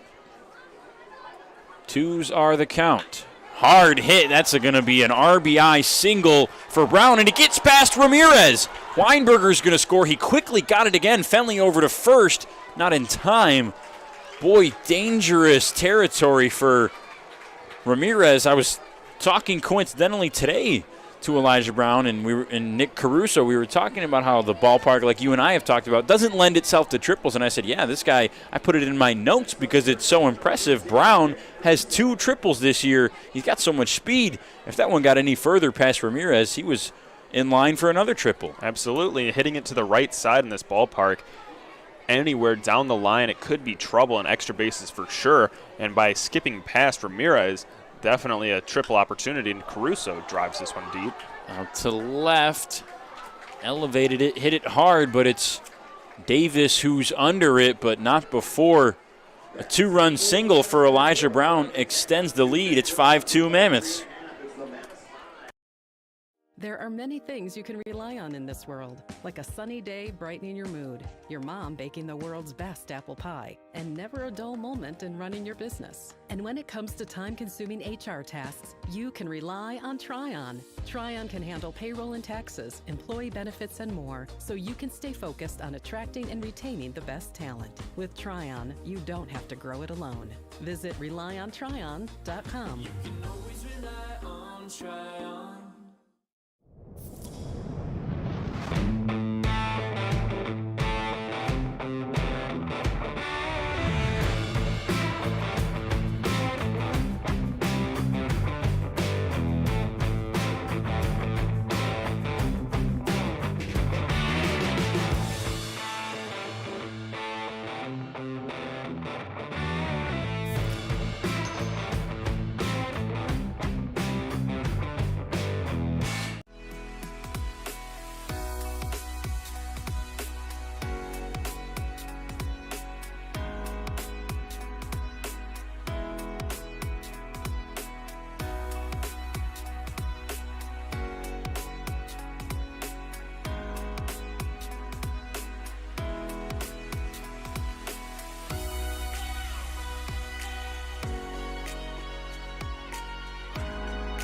Throughout your life, from big moments to ones well-earned, we're your financial guardian angel. Alliance Catholic Credit Union.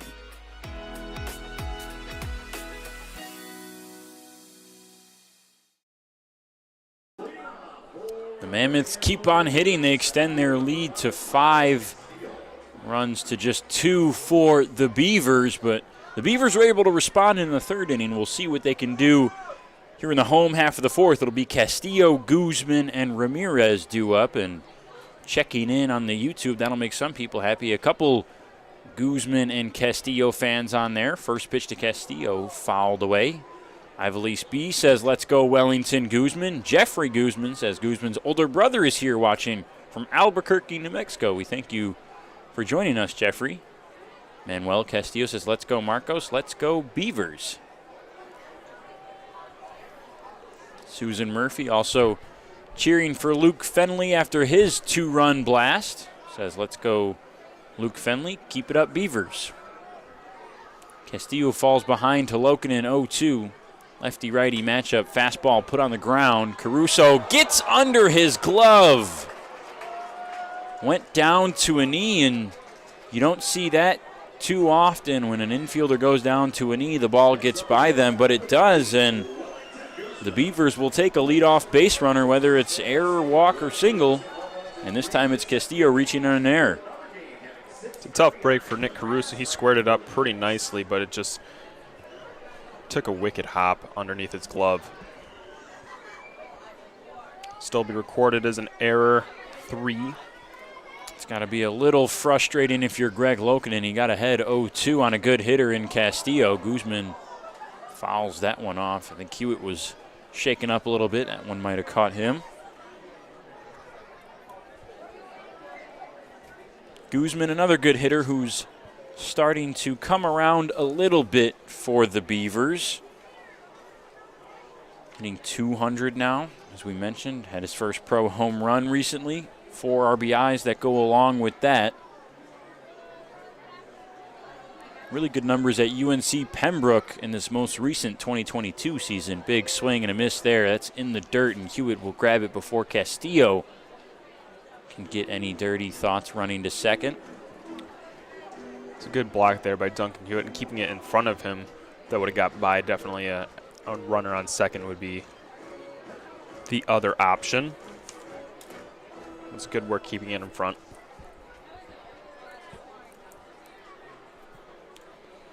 Another hitter behind 0-2 to Lokinen. Misses that one high and away. Back to our point on Guzman in college. 263 average this past year. 15 home runs and almost 50 RBIs to go along with that. He'd love to start replicating those numbers with the Beavers. This one's hard hit right to Houston Parker. Throw back to first. Got him! Heads up play on the hot corner by Houston Parker. Incredible play over there by Houston Parker, and an even more incredible arm. That strength over there on the hot corner. Just making that catch on the liner is a nice, respectable play. Pretty heads up. That was hard hit by Guzman. And then to quickly throw it over to Castillo, who understandably was running for second. He thought that was a single or maybe even double down the left field line. Instead, he gets doubled off, and it's 2 down now for Ramirez. It's also a good stretch by Caruso, stretching at the right time. So if he would have just stood still, I don't know if they would have got it. It would have been a lot more time over there to get the ball. Caruso perhaps making up for the error that allowed Castillo to reach in the first place. Now it's 2-0 to Ramirez. Lokinen tells himself to calm down a little bit. Fastball misses. He was pumped after that double play too. The adrenaline rush got to him. Ramirez 0 for 1 today, flew out last inning. And take a 4-pitch walk here. So despite the quick momentum shift on the double play from Houston Parker, the Beavers get another base runner, another speedy one at that on the walk to Ramirez. Brings up Cameron Collette. Collette doubled in his last at bat. Down the right field line. Wanted to do it again, swinging out of his shoes on the first pitch fastball.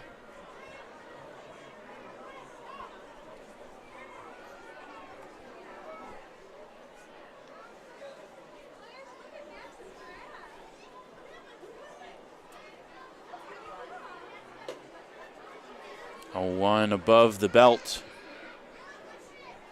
for ball one.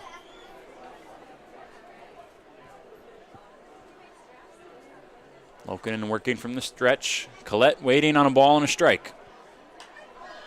Fouled off.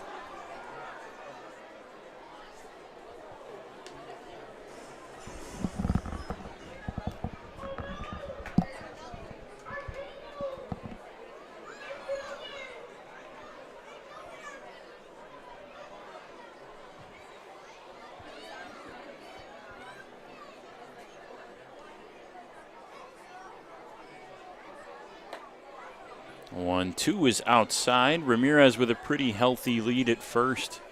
Hewitt perhaps with a little look back after the pitch. Infield is straight up. Outfield plays Collette to go the opposite way just a smidge. Thomas out there in center, 4 or 5 steps left or right of the second base bag, and Collette will get this one down for a base hit. Ramirez racing to third, and he'll get in there. Collette with back-to-back singles or back-to-back base hits, perhaps paying his dues to Josh Hines, his assistant coach, who was pitching batting practice, or one of their drills, I think he said, to Collette. And Collette took one right back up the middle and hit him in the leg and raced over and said, Coach, I'm so sorry. Can I buy you something? Can I do anything? And Hines said, why don't you just get me a couple base hits tonight and a couple plays made at third base. And 2 for 2 is Collette right now with a run scored. Collette definitely making up for hitting Coach. It's unintentional, but it still weighs on the player. And with the 2-out single from Collette, the lineup flips over to this man, Luke Fenley, quickly behind 0-2.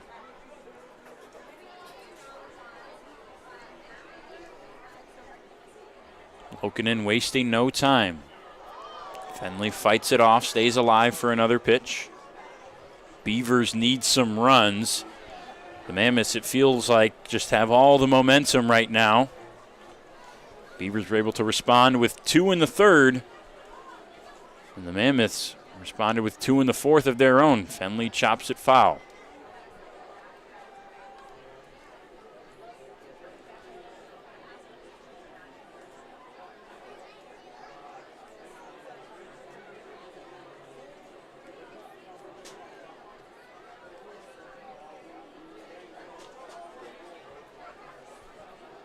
The 0-2 again. Skied foul. Good battle between Fenley and Lokinen here. This is kind of the embodiment of what Vaughn Joshua talked about. Fenley's just a competitor, just a gamer. He's staying alive. Absolutely, staying alive as however long he can. It's down 0-2. This will be pitch number 6. And this one's golfed right to Dwayne at short.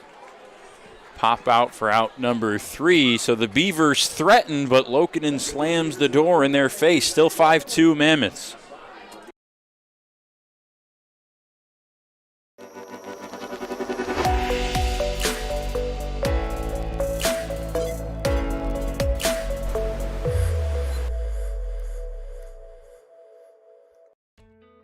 As your neighbor who works at Ascension, Michigan, and a cardiologist who's practiced for more than 20 years, I'm going to keep asking, how are you feeling today? Your care can't wait. Getting care sooner can mean catching things before they get worse. At Ascension, Michigan, our ERs and our hospitals and other sites of care are maintaining strict precautions for your safety. Studies have shown that people will get care sooner if they're encouraged by their doctors, family, and friends. Get the care you need at getascensionmichigancare.com. Get great seats, safer, simpler, and smarter with TicketSmarter. Choose great seats from over 125,000 live events, all backed with a TicketSmarter 100% ticket guarantee. Get your tickets smarter at ticketsmarter.com. Top of 5 here. Trevor Jackson, the starter for the Beavers, comes back out despite 5 runs coming across the board right now for this Mammoths lineup, who just seems like they have so much confidence really hitting the ball well. It'll be the 3, 4, and 5 hitters, Brian Leaf, Houston Parker, and Connor Bagneski at the minimum here in the 5th. Jackson walks to strikeouts is decent despite giving up 5 runs, only 2 walks and 4 Ks. Lokinen also matching the 4 Ks to 2 walks. It's just been back and forth between those two. Lokinen getting a little bit more run support.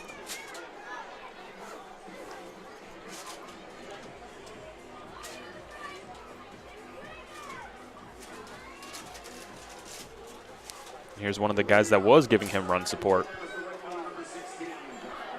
Leaf will lead it off. 1 for 2. That one being a solo shot to left field back in the first inning. As Leaf struck first blood in this game. That's been a good one so far. We thank you for joining us. Mammoths lead it 5-2 in the top of the 5th, and Leaf looks at a called ball 1 on the curveball inside from Trevor Jackson.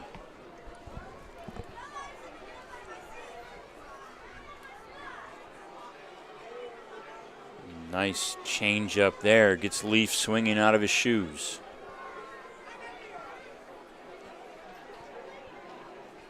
Still plenty of fans out there in left field at the Chevy Pavilion. We've seen 2 home runs go over there already. One of them from this guy, Leaf. The other in the 2-run shot from Fenley. Pretty good place to catch a souvenir. The wind still softly going out to left. 1-2, swing and a miss. Jackson with his 5th K. 5th inning brought to you by Fifth Third Bank here at Jimmy John's Field. Brings up the 4-hole hitter, Houston Parker. He's got an RBI today via sac fly. He's also chosen for the All-Star game as well. Yeah, Parker's been a pretty consistent bat all year for the Mammoths. Just recently in the past month or so, this one hits off the glove and Jackson makes a grab. Off his glove, and the glove goes off his hand, and directly above him, Jackson caught it for out number 2. How about that? That's something you don't see every day. Little heads-up play. Gets a smile from Jackson and kind of a shrug. And understandably, 2 up, 2 down now. So the putout goes 1-1 as it bounces off of Jackson. Here's Bagneski, first pitch outside.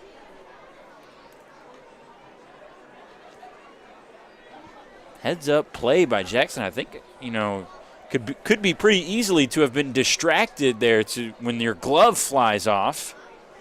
Way to maintain focus all the way down through the transition, knowing that you can also still make the catch with your bare hands. Doesn't matter if you have your glove or not. And obviously Jackson has a better angle than we do, but up here directly behind home plate, it hit off his glove, and I thought went into center field when it just went straight up. Kind of rolled right out of the web part and went straight above his head. It was a hard hit ball by Parker, that's for sure. To say the least. Now the 2-1 from Bagneski, skied way up. Fenley and Guzman are there. It will be Guzman. Oh, he dropped it! And an error for Guzman. Beavers thought they were out of the inning. 7 red jerseys heading towards the dugout. The only one that left behind was Stubbs, and on the error, the Mammoths stay alive here in the 5th.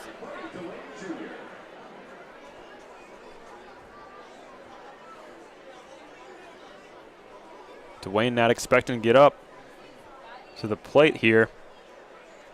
But now he's got a runner on first with 2 outs. First pitch to Dwayne under the zone. Bagneski with some pretty good speed. 3 for 3 on stolen bases this season over there at first.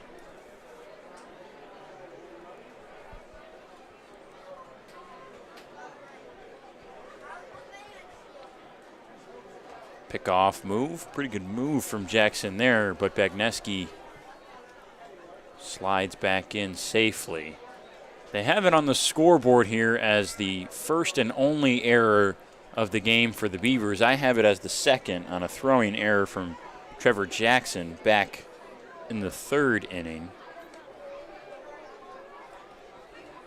Oh, no, that wasn't the throwing error. That was the bobble. It was a bobble, yeah. Yeah, when Hewitt was able to reach and score later. 2-0 now on Dwayne. If we're going off my book, that's the 3rd total error today. 1 for the Mammoths, 2 for the Beavers. And, man, Jackson was out of the inning. Dead to rights, and now Dwayne's ahead 3-0. Turn of events on the dropped pop fly from Guzman. And he walked him. Doesn't get the call. 2 on, 2 outs for Tanner Thomas. Jackson's thinking I should not even be out here. I should be in the dugout right now. Now I have to face another batter with a runner in scoring position. Surely Guzman doesn't feel any better. I think just got a little lackadaisical, a little nonchalant with the pop-up. Was surprised, honestly, that Fenley let him take it. It was pretty much directly behind where Fenley is now at his second base position, all the way on the right side of the bag by about 15 or 20 feet, just a few steps onto the outfield grass. It is interesting that Fenley did have Guzman call for it, but if he's already in motion and is tracking it well. Yeah, I mean, it's kind of respecting your teammate. Yeah. You want to call for it, you can have it. 1-0 on Thomas. Called strike outside corner. Because that also gives the other fielder who's tracking it something they might be seeing that you're not. Some different tail spin on it or some backspin.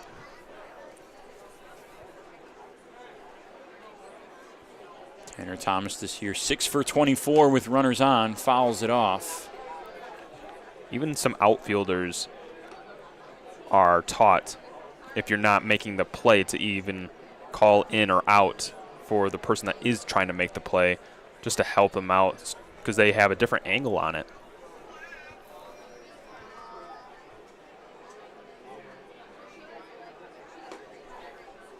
Changeup is outside, evens up the count, 2-2.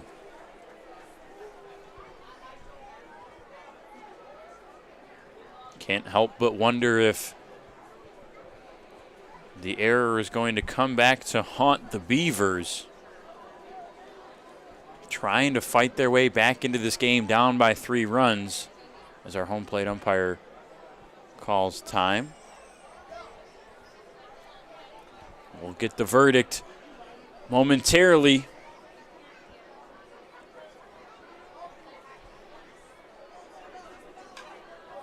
This one's golfed to the gap in left. Coming in is Davis, and that one is securely in his glove for out number 3. So despite the error, the Mammoths can't capitalize.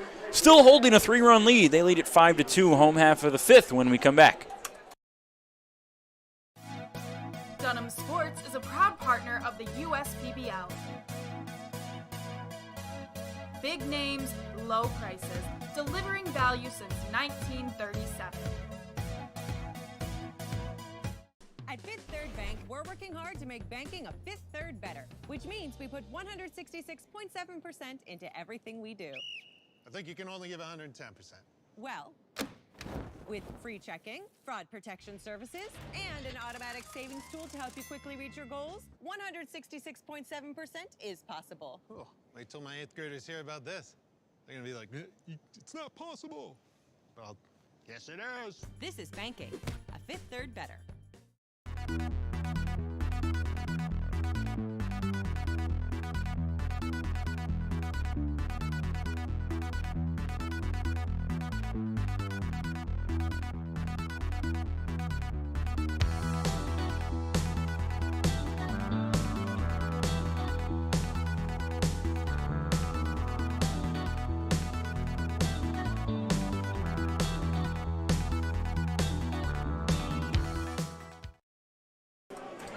Well, trailing by 3 runs, we'll see if the Beavers can mount a little bit of a comeback here certainly know they have the firepower to do so. It's just a matter of whether they can make it come to fruition. It's not easy against a guy like Greg Lokinen, who hasn't been as dominant as we've seen in previous starts, but he's been good. And as you mentioned last inning, 2 walks to 4 strikeouts, a lot of soft contact, 5 hits for the Beavers. It's something that Greg Lokinen has been consistent with all season, going through the first 5 innings very, very dominant. And if he does give up some runs, it's just off of softer contact, and like we've said. But now he'll face Chris Davis, who has a walk in this game.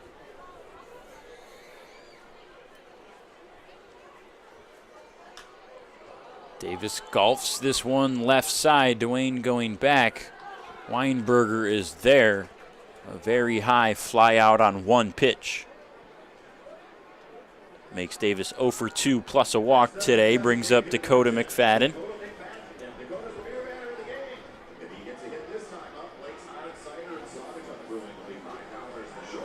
McFadden 1 for 2 today. Singled to right. His last time up in the 3rd. Ground out to end the 1st inning. His first time up. First pitch. Outside, ball 1. McFadden's a really fun guy to talk to about his approach to hitting. You see his build as he takes a big hack and misses there, 1-1. But 6'3", 235, one of the older guys in the league, 26 years old, has played professionally for a couple years now. You can just look at him and see he's got home run power. And the numbers support that too in the Pecos League and back in college. But when you talk to him, he's not really ever swinging for the fences. He's, he likes to have home runs and says, obviously I want that, but he's just trying to hit it right over the infielders for sharp singles and doubles and stuff like that. Play station to station a little bit. Which is very humbling considering his stature. Normally guys with his frame are trying to hit him out, and it's very uncommon to hear that he's just trying to hit for singles or hit for gaps, which is very unusual.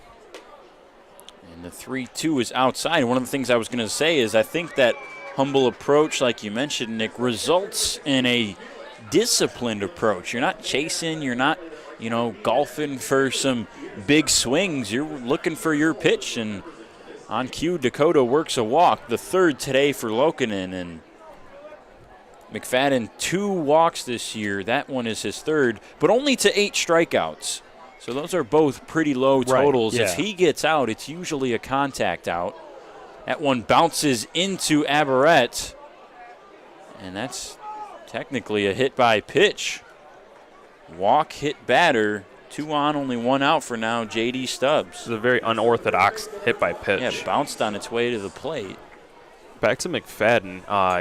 He's sees a lot of pitches, which is, and like you said, he doesn't chase that much and isn't trying to be the power hitter what his stature implies that he is.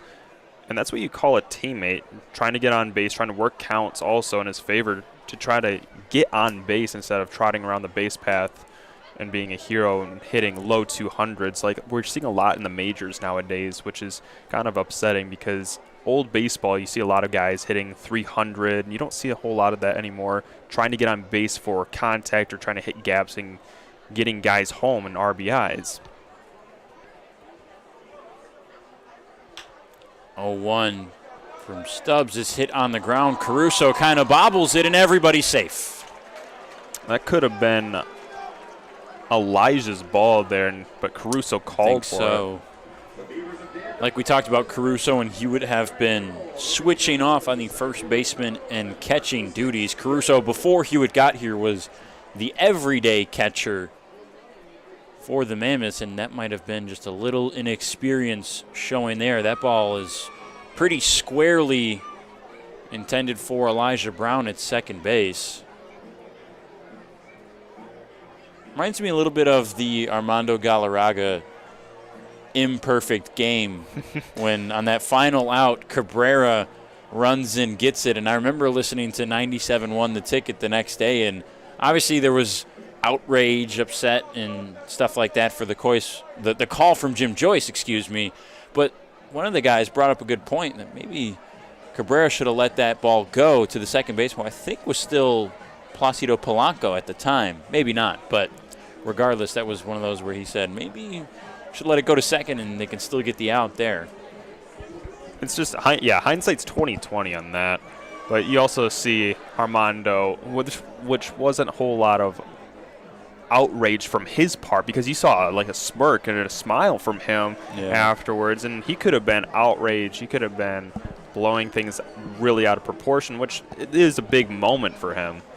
But I remember going to school the next day, which was way back in 3rd grade, and that was the talk of the town. So after the infield single from Stubbs and the bases loaded with only 1 out, we'll have a pitching change. Greg Lokinen, his day is done. When we come back, it'll be Bo Atkins and the Mammoths trying to hang on to a 5-2 lead here in the bottom of the 5th on the US PBL Network.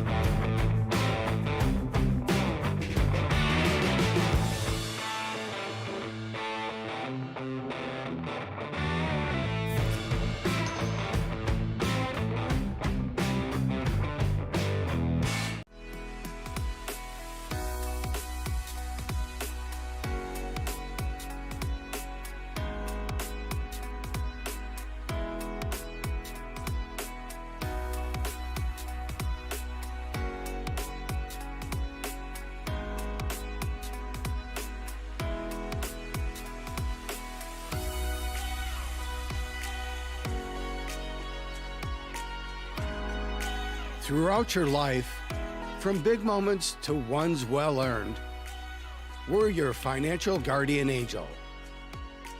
Alliance Catholic Credit Union.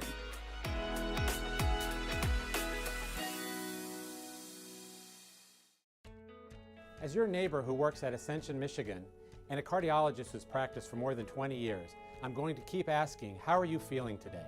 Your care can't wait. Getting care sooner can mean catching things before they get worse. At Ascension, Michigan, our ERs and our hospitals and other sites of care are maintaining strict precautions for your safety. Studies have shown that people will get care sooner if they're encouraged by their doctors, family, and friends. Get the care you need at getascensionmichigancare.com. Back here after the pitching change, the Beavers threatening to even up this game. Bases loaded. Marcos Castillo back up the middle. Delane is there. He'll step on the bag at second. Throw to first. Castillo's safe and a run will score. So McFadden scores from third. It's an RBI fielder's choice for Castillo as Stubbs was out at second.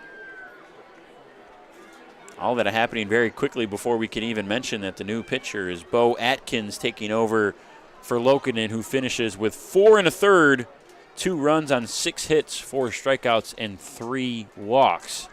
Now 2 down and runners on the corners for Guzman. Outside for ball 1. Bo Atkins' job here is just to get somebody out here, first or second, with 2 outs. 1-0, bounces in the dirt, gets past Hewitt. Abaret hesitated, and now he'll come home and easily score just like that. And we've got a 1-run ball game. Both runners advance. Castillo now in scoring position at second. That's critical with the unorthodox hit by pitch on Felix Abaret. He comes around to score on a wild pitch. Yeah, Abaret boarded after taking a ball off the thigh that bounced in the dirt in front of home plate before it hit him. That was after McFadden's walk. That was the second to last batter Lokinen would face. Guzman fouls it away, 2-1.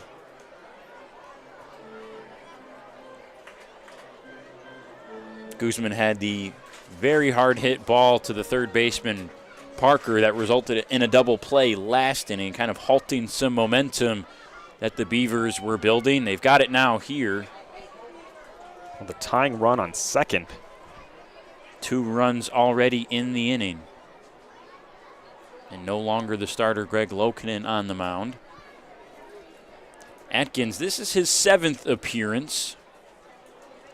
The 3-1 is outside for ball 4. And that's something that we really haven't seen Atkins struggle with in those 7 appearances. That's just his 3rd walk as opposed to 11 strikeouts, a walk rate below 2 per 9 innings right now. Atkins 1 save this year, sub-4 ERA. He works a 4-seam fastball, slider, a fork ball for the changeup, and then a curve ball as well. Ramirez now 2 on, 2 out. Going inside on the fastball. Hitters are only hitting 162 against Atkins. Again, a small sample size. This is only his 7th appearance, but lefties are hitting 231. That's on the higher spectrum for a lot of pitchers. Ramirez, as we've talked about, switch hitter in high school, now for the foreseeable future batting from the left side after coming in as a righty. He's ahead 2-0.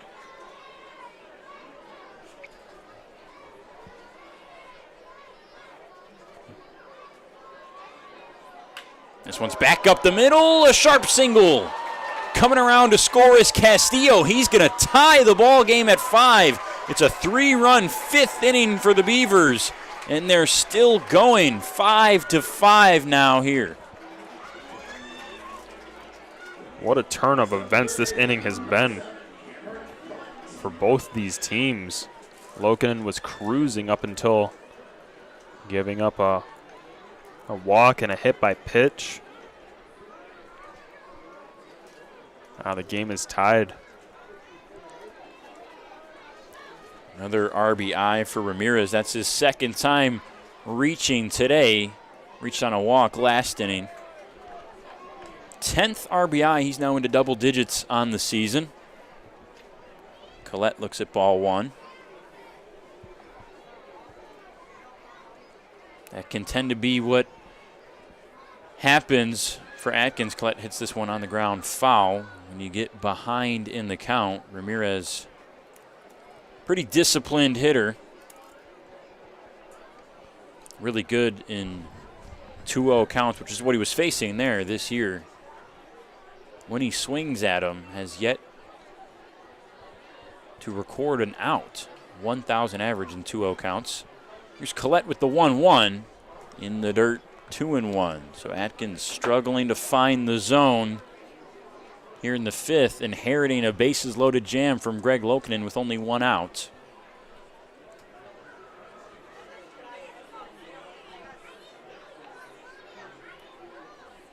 Two, 1. 3-1 now. Atkins at risk of loading the bases again. Collette's 2 for 2 today. It's Guzman at second and Ramirez at first. This one's on the ground. Charging it is Brown. He'll field and throw to first. And Atkins gets out of it. The Beavers, not this game at 5. We head to the 6th here on the USPBL Network. There are many things you can rely on in this world, like a sunny day brightening your mood, your mom baking the world's best apple pie, and never a dull moment in running your business. And when it comes to time-consuming HR tasks, you can rely on Tryon. Tryon can handle payroll and taxes, employee benefits, and more, so you can stay focused on attracting and retaining the best talent. With Tryon, you don't have to grow it alone. Visit RelyOnTryon.com. You can always rely on Tryon. What makes Detroit Mercy so unique is the fact that it's in the middle of Detroit, and especially with their service learning programs, you really get a chance to be a part of the community. Detroit Mercy. Build a boundless future. Time for the 6th inning, and when it's time for baseball, it's time for beer. Two Hearted Ale has been named the #1 beer in America for the past 4 years by the members of the American Home Brewers Association. Play ball with the best. Two Hearted Ale, the iconic American IPA from Bell's Brewery in Comstock, Michigan. Please drink responsibly. So, Nick, we knew we were in store for a good game today, and just over halfway through, this is not what we expected. 10 runs total, 5 on each side, a close tie ball game with Jackson and Lokinen starting things. As we mentioned, two of the best pitchers in the league. We thought this would be a low-scoring affair, and it just hasn't been. We really thought it was going to be a more of a pitcher's duel, which it has been in some sense, but it's been little mistakes here and there that have just compiled up, and both sides, both offenses capitalizing on those small compiled mistakes, which has turned into a 5-5 game. Jackson, his day is also done now after 5 complete innings. Greg Lokinen pitched into the 5th, only went 4 1/3. Jackson goes 5 complete with 5 runs on 5 hits, 5 strikeouts as well, and only 3 walks. So again, for both guys, Greg and Trevor, decent stuff, couple strikeouts, couple hard hit balls, just not quite the dominant stuff that we're used to. Both teams will be reliant on the bullpen. It'll be Jesse Galindo relieving Trevor Jackson here in the 6th. And this game is going to be decided by these relievers and seeing who's got the better arsenal as the game progresses. Now, the Mammoths up here in the 6th. Galindo did not throw in Game 2 yesterday, which was the public game that we were on the air for, but did throw in the non-public Kids Day Game 1 in the morning of yesterday.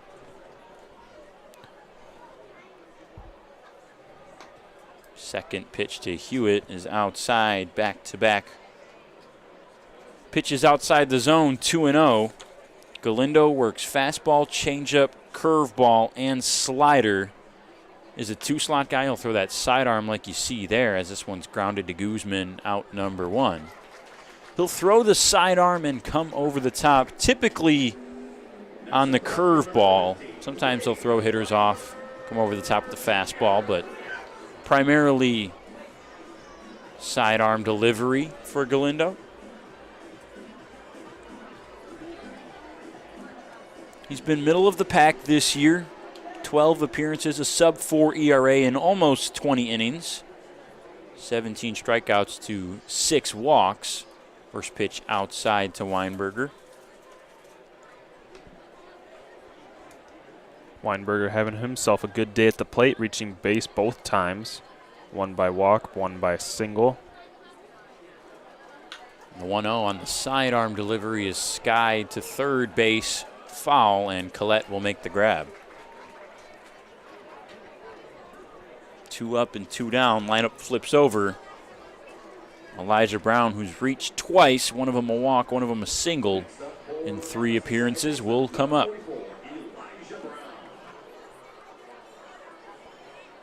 Also provided 2 insurance runs for Lokinen, which have been erased. The 2 RBI single.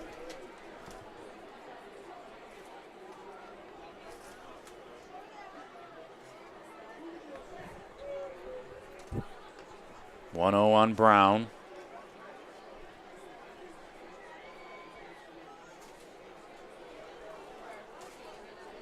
Righty-lefty matchup. Galindo has struggled against lefties a little bit this year. They're hitting .261. Brown's ahead 2-0. Swing and a miss, and despite what Galindo has done against lefties, he's one of the best in the entire league at just that, getting whiffs. Second in whiff percentage. Now the 2-1. Fouled away.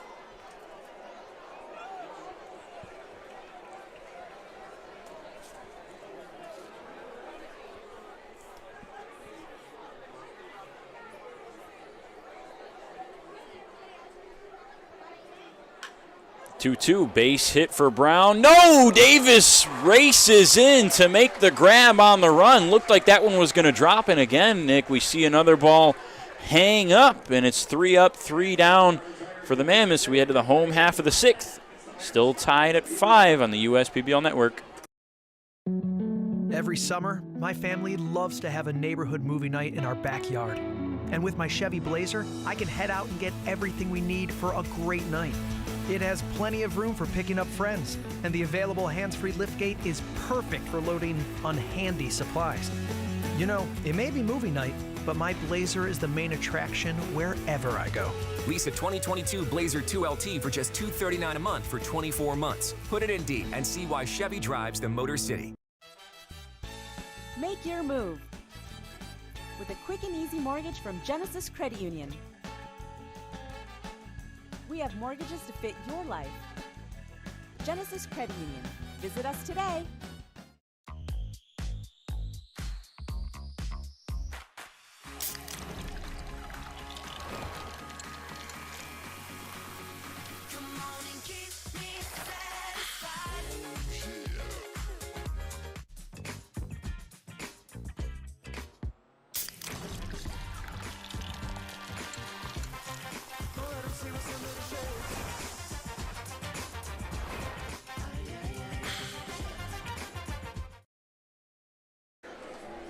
So we're tied at 5 apiece here as we have the Beavers batting in the bottom of the 6th, and their bats are very hot right now.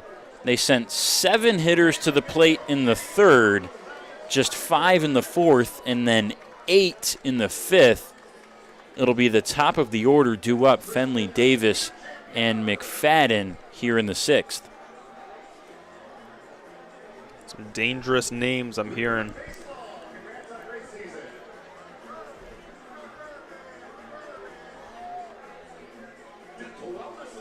Just been a lot of base runners any way they can. Some guys have reached on errors, some walks, some base hits.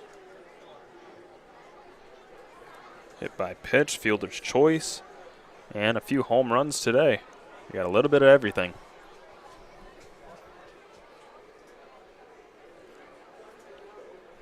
Almost half of the last few batters to come up. 13 in the last 3 innings have reached on base.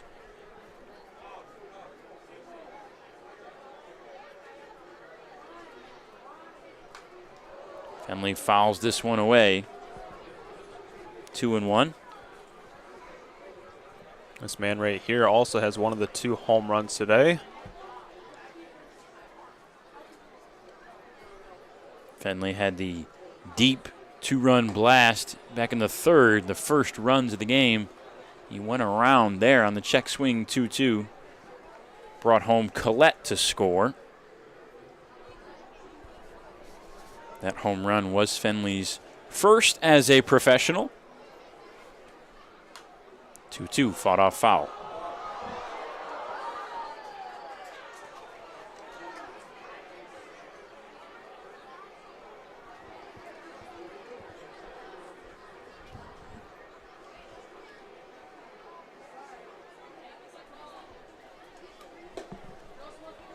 Two again, above the zone, full count.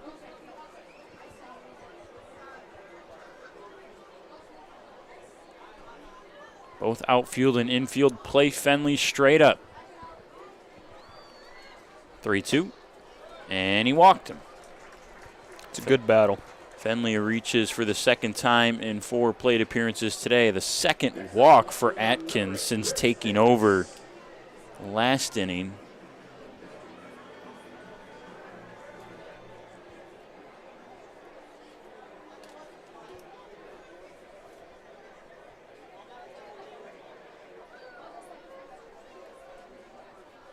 And now Davis, first pitch swinging out to the gap in right, still up, back towards the warning track. A nice catch by Tanner Thomas after losing the shades and the cap.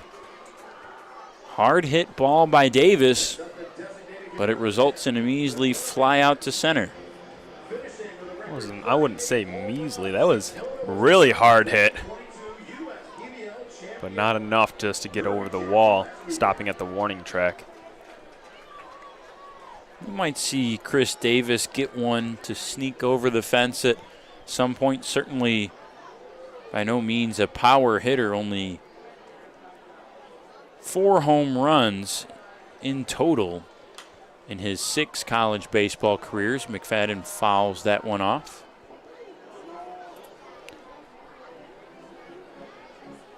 Davis did hit .240 in those 6 years, though. Very good for singles and doubles.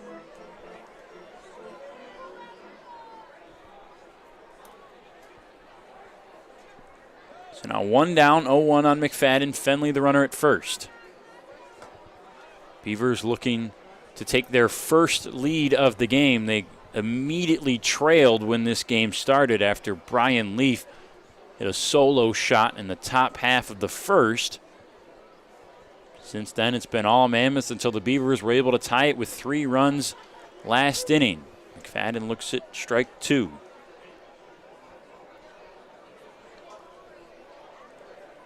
Sixth inning brought to you by Jarbcom Audio and Video Solutions here on the USPBL Network. Fenley with a healthy lead at first. McFadden just throws the bat at that one and stays alive. And a nice catch by the fan over there down the first base line. Looks like he just one-handed that. Gets a loud cheer from the crowd, who's been a fantastic crowd all night.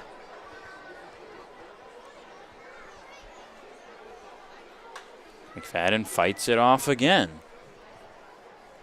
It's impressive power, what he has with his stature. Just able to throw his hands out there in the zone and connects with it so well.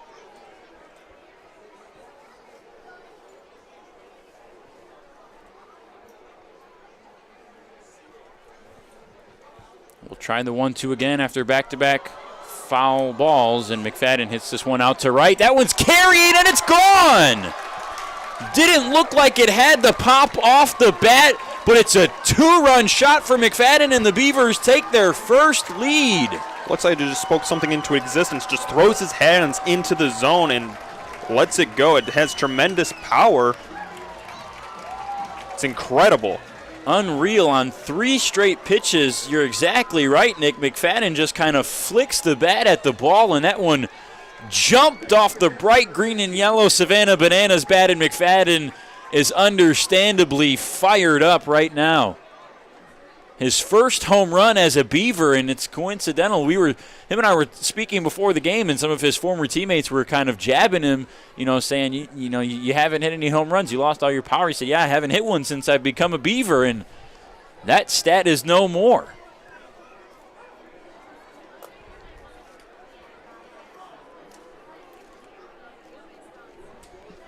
That's McFadden's 3rd of the year here in the USPBL. Now has 7 RBIs to go along with those 3 home runs.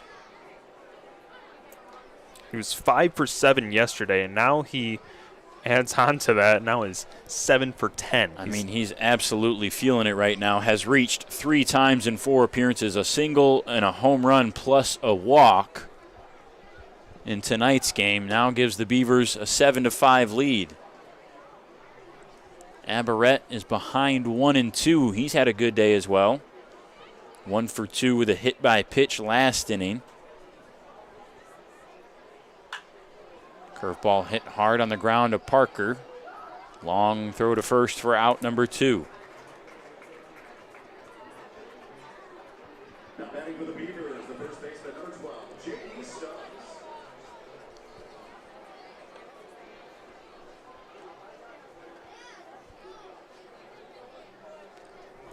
Due up now, J.D. Stubbs.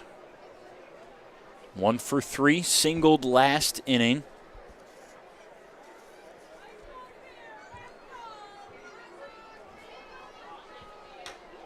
First pitch out on a line coming in is Thomas. He'll dive. Did he catch it?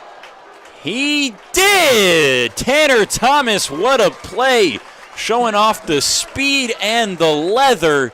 The Mammoths get out of the inning, but the Beavers take their first lead. It's a 2-run blast from McFadden to make it 7-5 as we head to the 7th on the USPBL Network.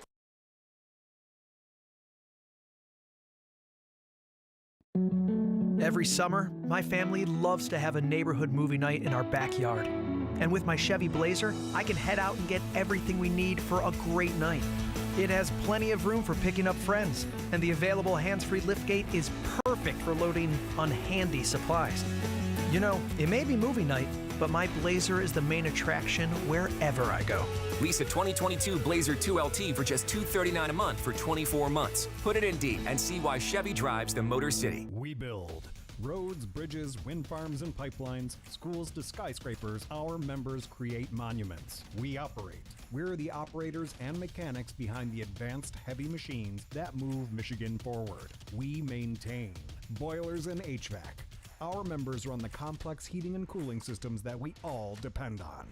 Our training is second to none, and safety is our priority. We are Operating Engineers 324, and we keep Michigan running. Great seats at a great price.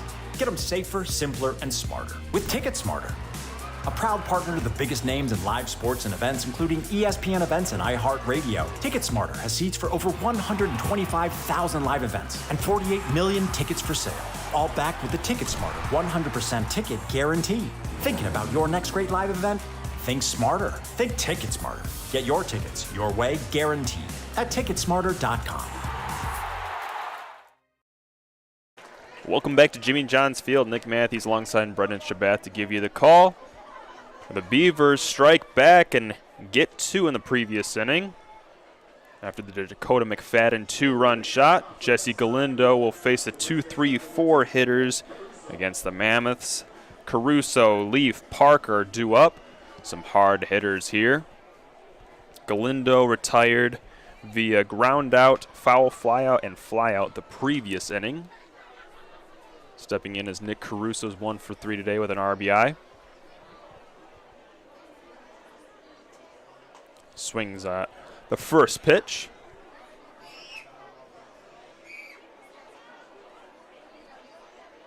Oh, 0-1 to Caruso.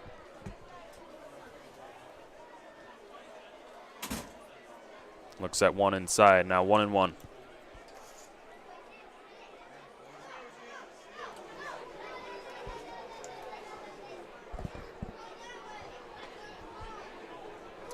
Called strike on Caruso. 1 for 3 today, singled in the third. A strikeout and a flyout in the first and fourth, respectively. 1-2 now.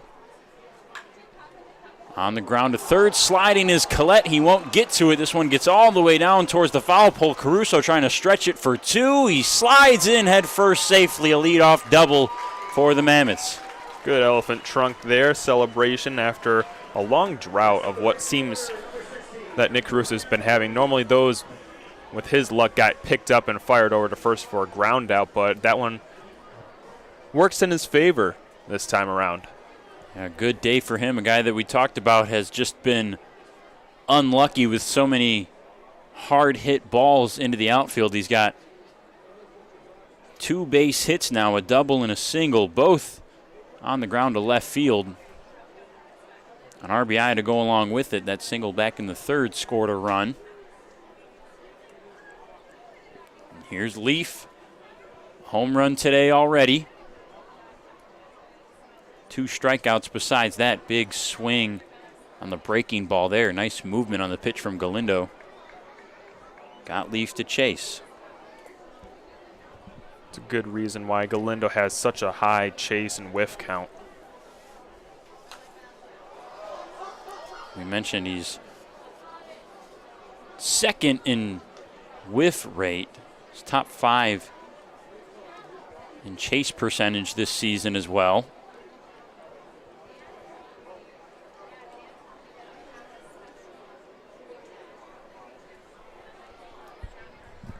Caruso waiting at second. The 1-2. Galindo, textbook stuff, gets a strikeout. His first of tonight. Leaf is down on strikes for the 3rd time today, all of them swinging.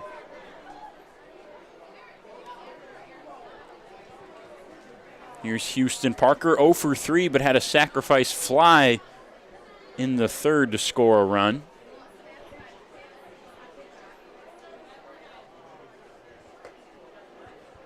Sidearm delivery from Galindo is in there for a strike.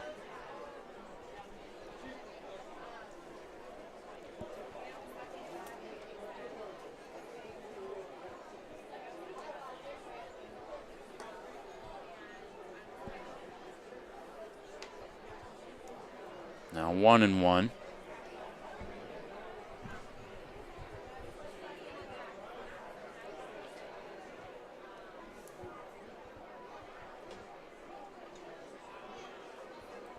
Changeup misses.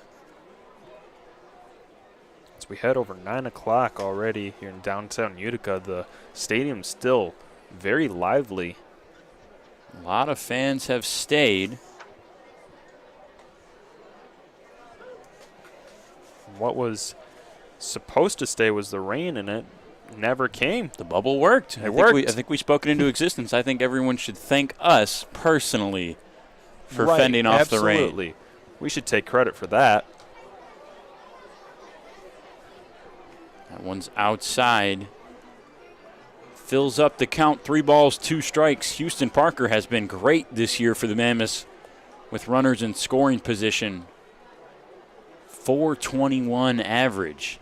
Payoff pitch, and he hit him. That's something Parker's been able to, I don't know if you can credit him, but do a lot this year. Like, I know where you're heading with this. He's got a lot of hit by pitches, either by coincidence or it's just his wide frame. That's the 9th time on the season Houston Parker has been hit by a pitch. He's a ball magnet. I think part of it is because, well, one, he wears that elbow pad on that front left elbow that has a little bit of like 2 or 3 inch Extra extension past where his elbow actually is. And I know a few have clipped him there. The bunt attempt from Bagneski is foul. And actually, realistically, Parker has 10 hit by pitches. He does have the one that was called back. It was called for a strikeout. It was strike 3 because the umpire said his elbow was in the strike zone when he got hit.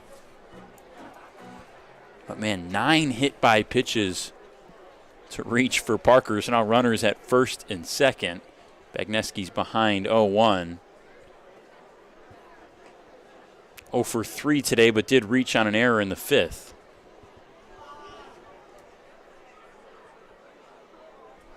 Hit by pitches do count for your on-base percentage, too, so that really helps him out in that category, too. Parker hovering around 450 for the on-base. Swing and a miss from Bagneski. When you think about that and put it in simple terms, that's just under 1 out of every 2 at-bats he's getting on base.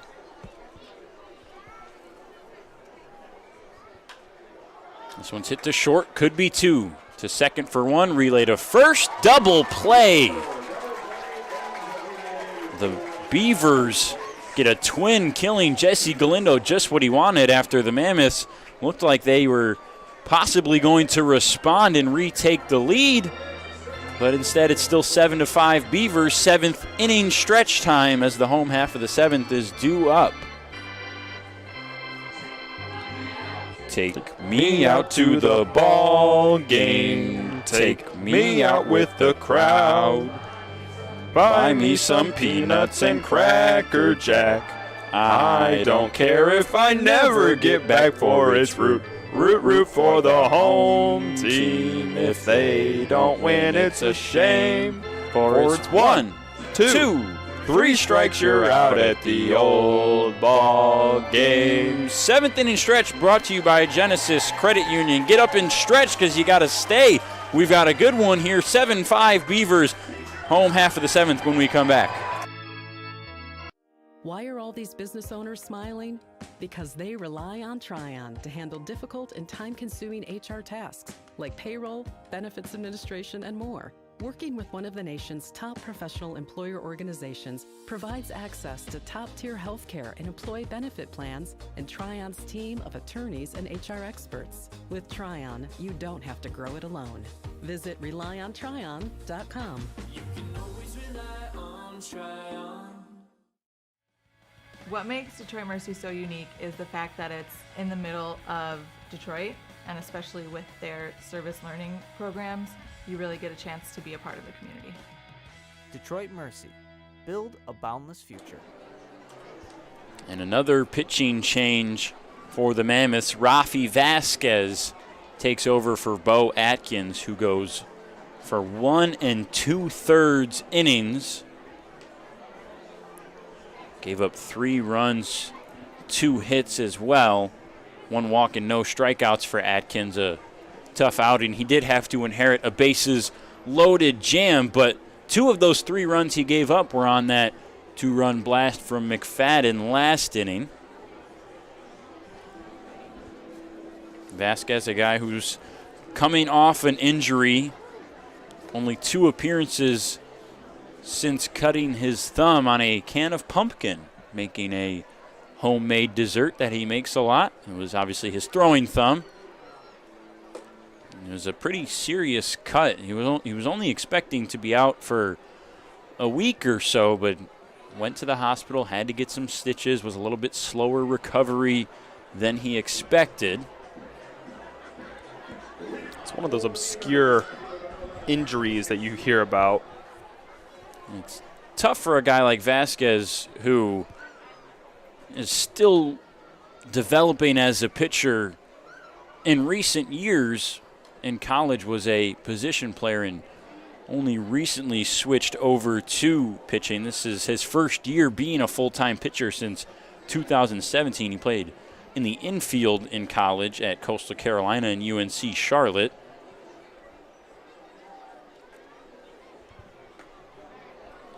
Swing and a miss on Castillo, 0-2.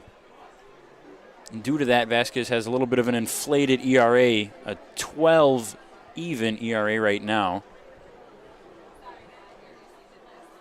One bounces for ball 1.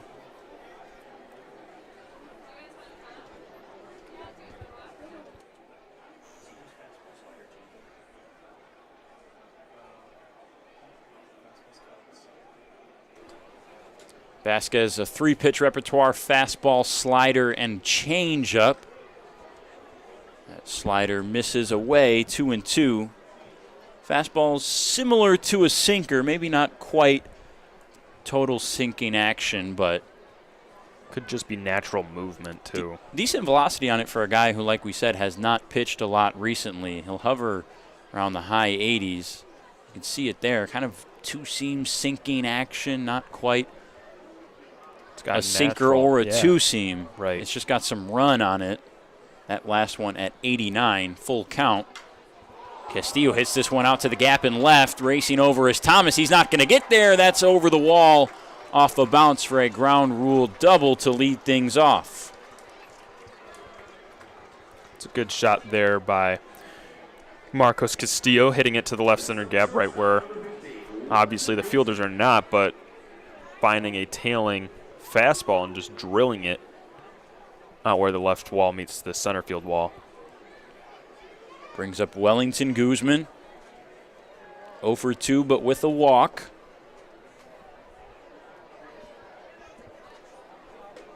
First pitch swinging, 91 on that fastball. Best one we've seen, I think, all year from Vasquez. Strike 1.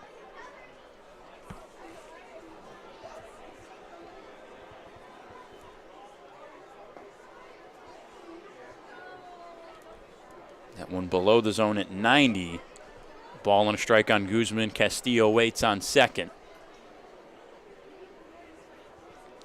Vasquez works quickly. Swing and a miss. Fastball heavy right now. We've seen one changeup and one slider from Vasquez.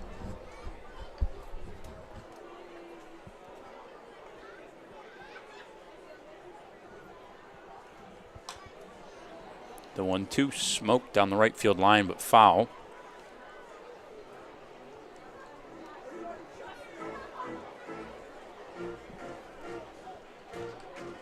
Beavers looking to add some insurance to their lead. Guzman, a swing and a miss. Vasquez gets his first strikeout of the night. The timely one as well after the leadoff ground rule double from Castillo. The interesting thing to me for Vasquez is despite the inflated ERA like we talked about, 12 runs, all of them earned this year in just 9 innings pitched. The walks and strike. Oh, okay.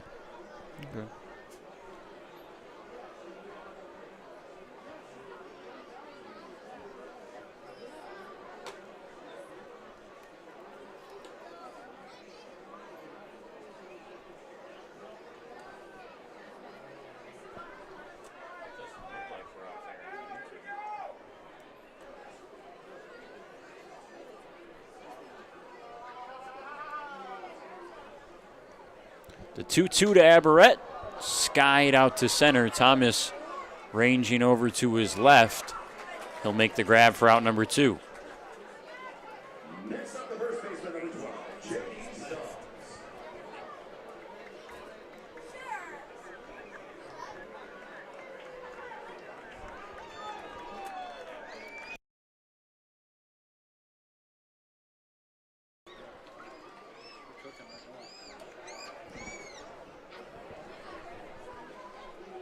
So now J.D. Stubbs comes up. With 1 on and 2 outs. Stubbs looks at strike 1. The rain falling a little bit harder now as we get towards the end of this game. Fastball from Thacker. Stubbs golfs at it, in on the hands, and he's able to put it in play out in center. Just slicing a single to center field and keeping the inning alive as McFadden moves over to second.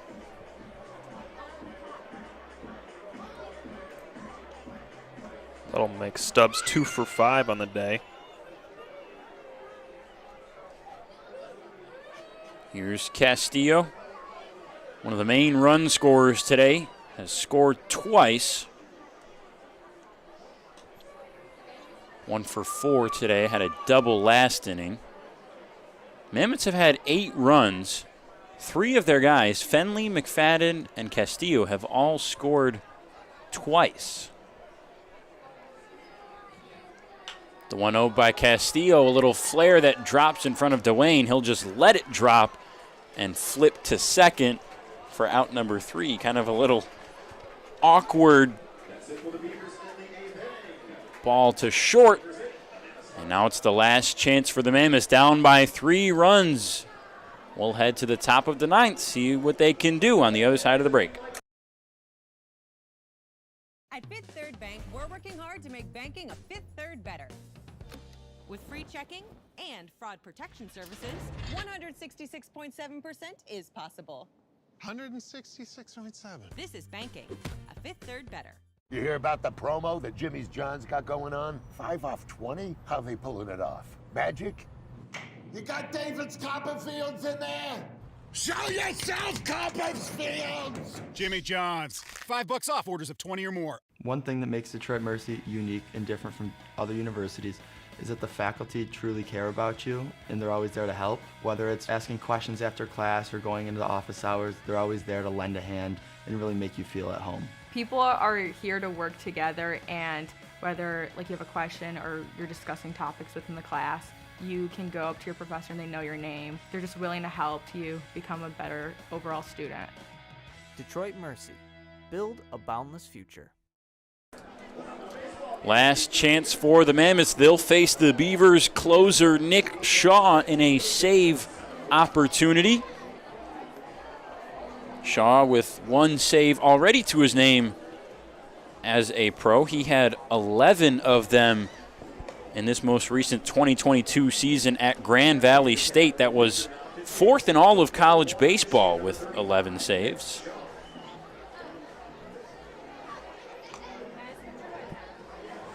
Shaw's just a really fun new pitcher to watch. This is only his 10th appearance. Again, something with the Beavers, they just feel like new guys, even though Shaw's been here for a few games now.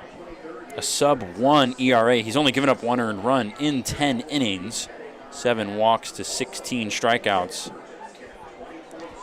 Fastball, slider, changeup mix, all on the upper echelon of velocity. He's got a slider that I was talking to Mitch Aker about, 85 to 88 with a lot of movement, a lot of vertical drop. And Mitch Aker, our pitching coordinator here at the USPBL, characterized it as a big league slider, plain and simple.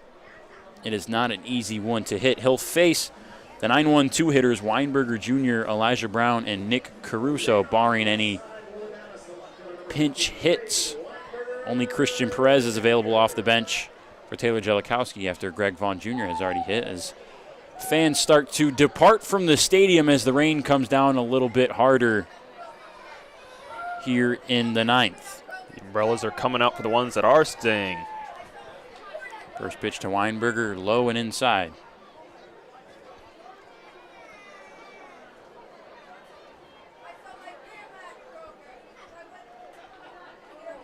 Lefties are hitting below 100. They're hitting 91 this year against Nick Shaw. Powerful lefty stands at 6'1", 205 on the mound. 1-1 on Weinberger.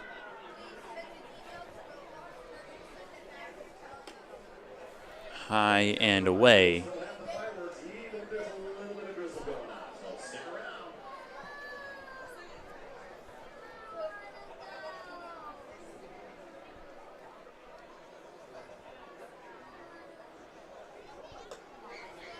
Fastball at 90. In for a called strike 2 on Weinberger. 1 for 2 plus a walk. 2 runs scored today. He's the only guy for the Mammoths. We talked about 3 for the Beavers who have scored more than once. Weinberger's the only guy to come across the plate twice today for these Westside Woolly Mammoths. Shaw wanted it on the outside edge, not going to get it. Full count. It's one of the advantages of having a good batter like Weinberger Jr. at the bottom of your order to help even out the order, so it's not just all at the front, and having threats at the bottom too. That one's under the zone, an uncharacteristic leadoff walk for Nick Shaw. And the Mammoths will take them any way they can right now. Trailing by 3 runs, they still need another base runner before the possible tying run could come to the plate.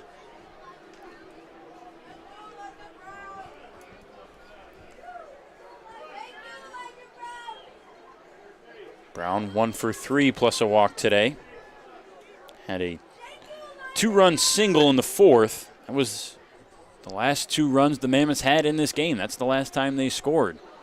1 in the 1st, 2 in the 3rd, 2 in the 4th, and 0 since. The Beavers responded to the early 3 runs by the Mammoths with 2 of their own in the 3rd.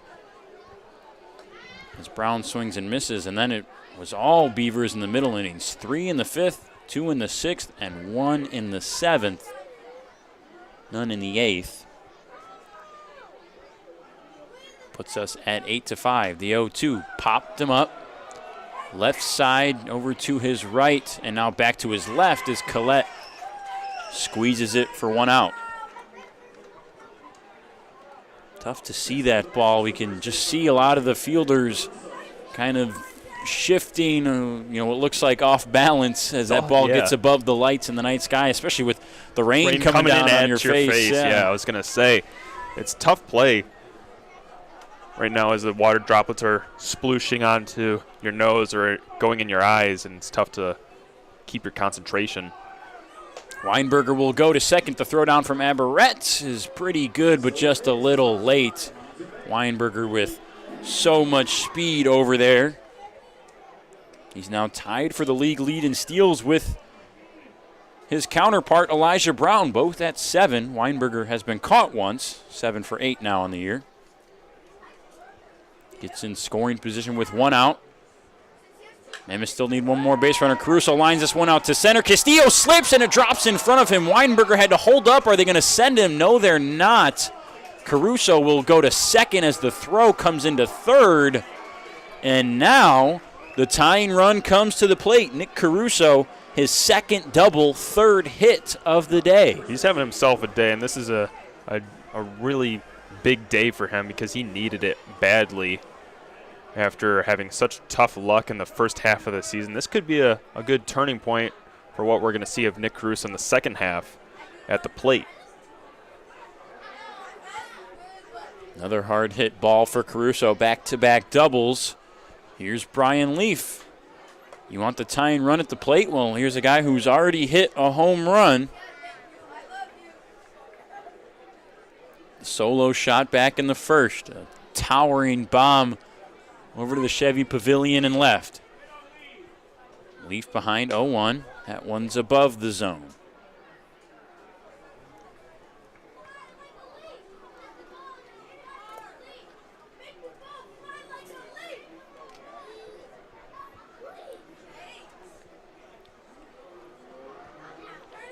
One.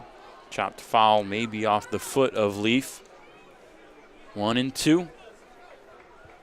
Only one out. Shaw trying to get his second save, which isn't saying a lot, but would technically be a league lead. There's a few guys with 2 saves, but nobody has more than 2. Shaw's also used as a definitive closer as well. Much needed swing and a miss on Brian Leaf. He goes down. He had the leadoff home run, or his leadoff home run, I guess, in his first plate appearance in the first. And since then, not 1, not 2, not 3, but 4 strikeouts for Brian Leaf. Certainly not what he probably expected after starting things off with a bang like that. Absolutely not. It was a great eye-opening shot to left field, and then after that, it's just been bupkis. Now it's all down to Houston Parker. First pitch, pounded into the ground, foul. Caruso waits on second, Weinberger on third. I'm sure Taylor Jellikowski would like to maybe have back the opportunity to send Weinberger home on that double from Caruso to center field. It was smart by Weinberger. It looked like Castillo had a good chance to catch it. It was smart by Weinberger to hold up. Right. It was going to be a close play at the plate anyway. Swing and a miss from Parker. Down to their last strike. Mammoths have not been lucky enough to have a lot of those go their way. They've been gunned down at the plate a lot this season. Parker's only reached once today. That was the hit by pitch in the 7th. He does have a sacrifice fly for an RBI in the 3rd. The 0-2. Fought off foul. Caught up to the 91-mile-an-hour fastball just enough. Did Parker.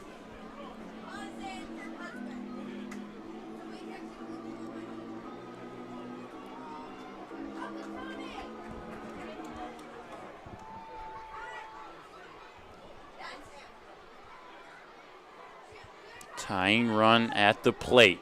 Down to the last strike.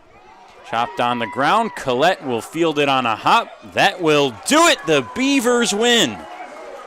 Extend their record to 12-10. A come-from-behind win. They put up 6 unanswered on the board and win this one 8-5. Nick, in a lot of ways, not what we thought we were going to see today. We thought we were going to see low scoring, and then the Mammoths really held the momentum for a long time period, ahead as much as 5-2. Thought they might come away with the win, and it's the Beavers who just kept on hitting, kept on getting rallies. They win this one 8-5. Exceptional performance by the Beavers, not hang their heads after getting down very early in the game and then having the momentum shift back in the middle innings, and then Dakota McFadden giving them the lead with a 2-run shot. And that energy from him fed into the bullpen and giving Blankenship and Shaw and Galindo, all 3 of them, sealing the deal to have the save and the win for the Beavers. And the Mammoths find themselves once again in the losing column here 8-5 after getting ahead very early, and they couldn't score enough often as the game progressed. The Mammoths fall to 6-13. As we mentioned, the Beavers move up to 12-10, 2 games above 500. They're the only other team in the league besides the Unicorns above 500. They beat the Unicorns yesterday. They beat the Mammoths today. Tomorrow it'll be Mammoths and Hoppers. Stick around for our Detroit Mercy post-game show with our player of the game when we come back.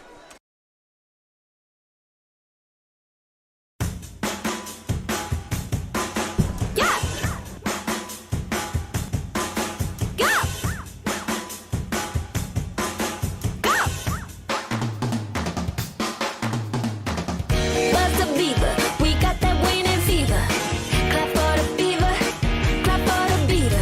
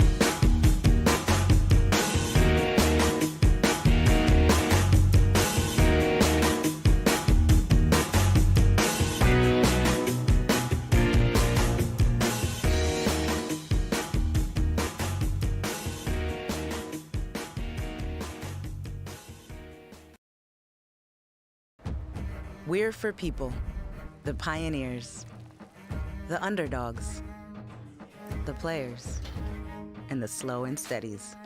We're for people, for who they are and who they could become. Yes, we're a bank, and some say our business is all about money, but that's an old idea. Because look past the money, and you'll see real human lives.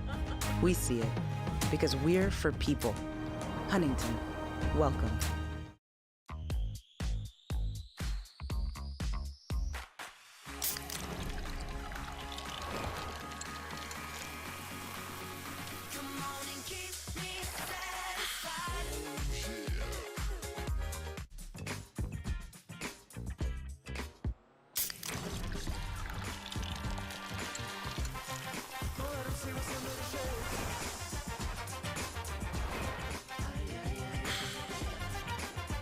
You hear about the promo that Jimmy's John's got going on? 5 off 20? How they pulling it off?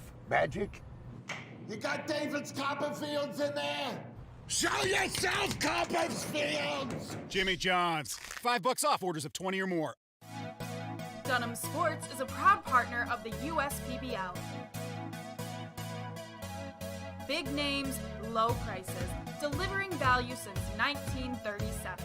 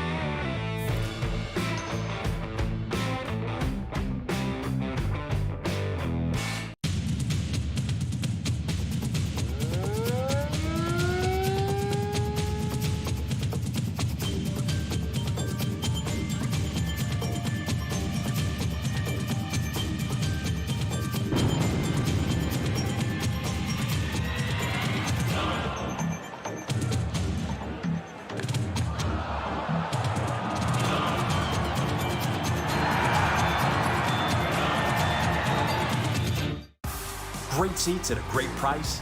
Get them safer, simpler, and smarter with Ticket Smarter. A proud partner to the biggest names in live sports and events, including ESPN events and iHeartRadio. Ticket Smarter has seats for over 125,000 live events and 48 million tickets for sale. All backed with the Ticket Smarter 100% ticket guarantee. Thinking about your next great live event? Think smarter. Think Ticket Smarter. Get your tickets your way, guaranteed, at ticketsmarter.com. We're the financial champion of Michiganders. Whether you're a goal-getter or dream chaser, an empty nester, or up-and-comer, anyone in Michigan can bank with us. Michigan Schools and Government Credit Union.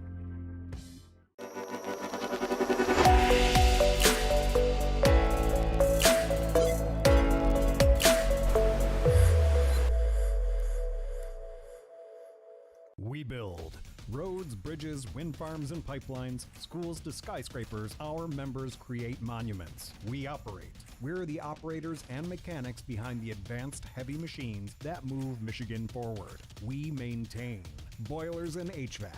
Our members run the complex heating and cooling systems that we all depend on. Our training is second to none, and safety is our priority. We are Operating Engineers 324, and we keep Michigan running. Check your checking. If your account doesn't get you pumped, amped, or geeked, make the switch to Genius Checking from Genesis Credit Union. It's just genius.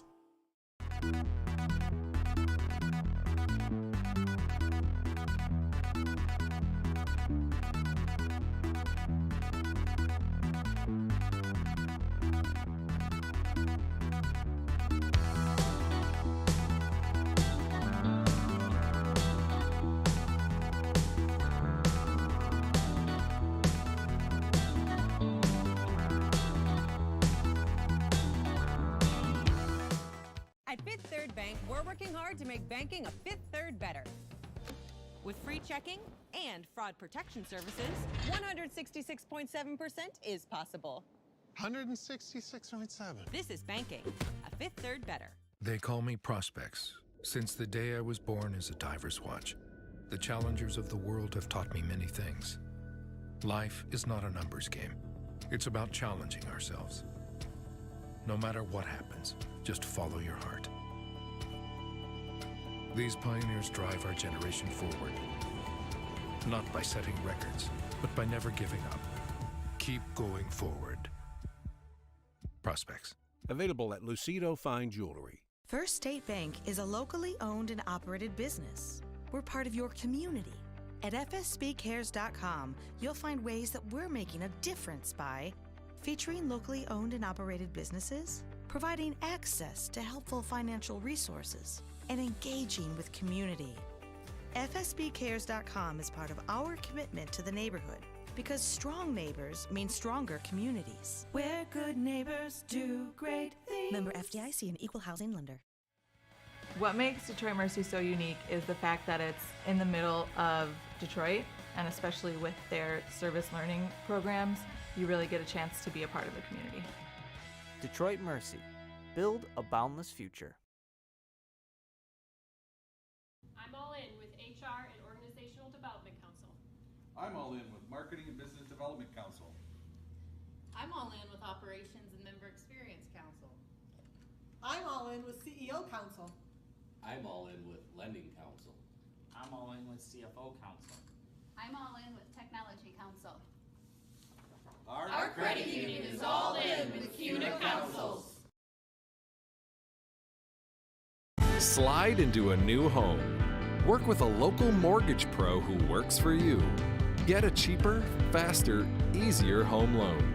Find a mortgage broker near you today at findamortgagebroker.com. Every summer, my family loves to have a neighborhood movie night in our backyard. And with my Chevy Blazer, I can head out and get everything we need for a great night. It has plenty of room for picking up friends, and the available hands-free liftgate is perfect for loading unhandy supplies.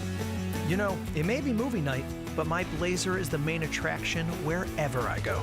Lease a 2022 Blazer 2LT for just $239 a month for 24 months. Put it in D and see why Chevy drives the Motor City. Jimmy John's Field is the perfect venue for birthday parties, summer picnics, company outings, and provides the best entertainment in Metro Detroit with great baseball all summer long. Spend your summer nights under the lights at Jimmy John's Field in historic downtown Utica.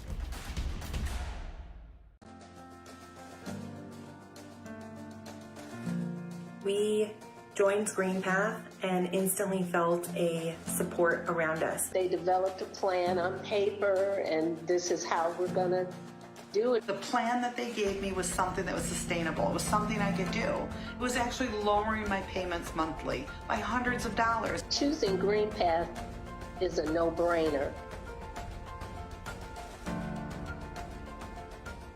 While credit cards help pay for everyday expenses, carrying a balance each month can be tough on your budget. Since interest rates compound daily, the amount you owe gets bigger and bigger each day the balance goes unpaid. A Green Path debt management program helps you regain control of your finances by lowering credit card interest rates, reducing your monthly payment,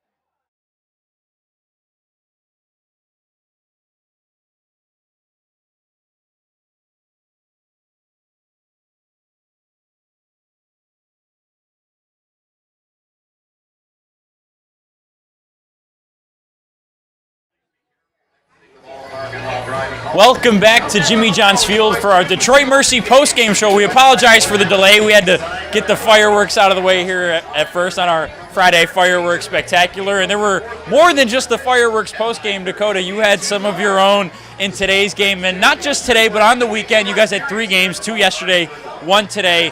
Because of the 3, I just want to get your reaction to how you did. 8 for 11 in the 3 games, 4 runs scored, 3 RBIs, and a home run today. Not to mention 39 home runs in the Derby last weekend. Are you seeing the ball well or what? Honestly, I mean, it's all God's work. I mean, with the adjustments that Vaughn has been helping me with, Josh Hines has been helping me with, and I pray every night, not even just for me, but for the whole team, for adjustments to just come together at the right time. And I was very fortunate enough to have a week that I had. I mean, and then you enjoy the weeks that you have because you know they're not going to last forever, so you enjoy it while you have it now. And, you give thanks, and then, when it's time to make another adjustment, we make another adjustment.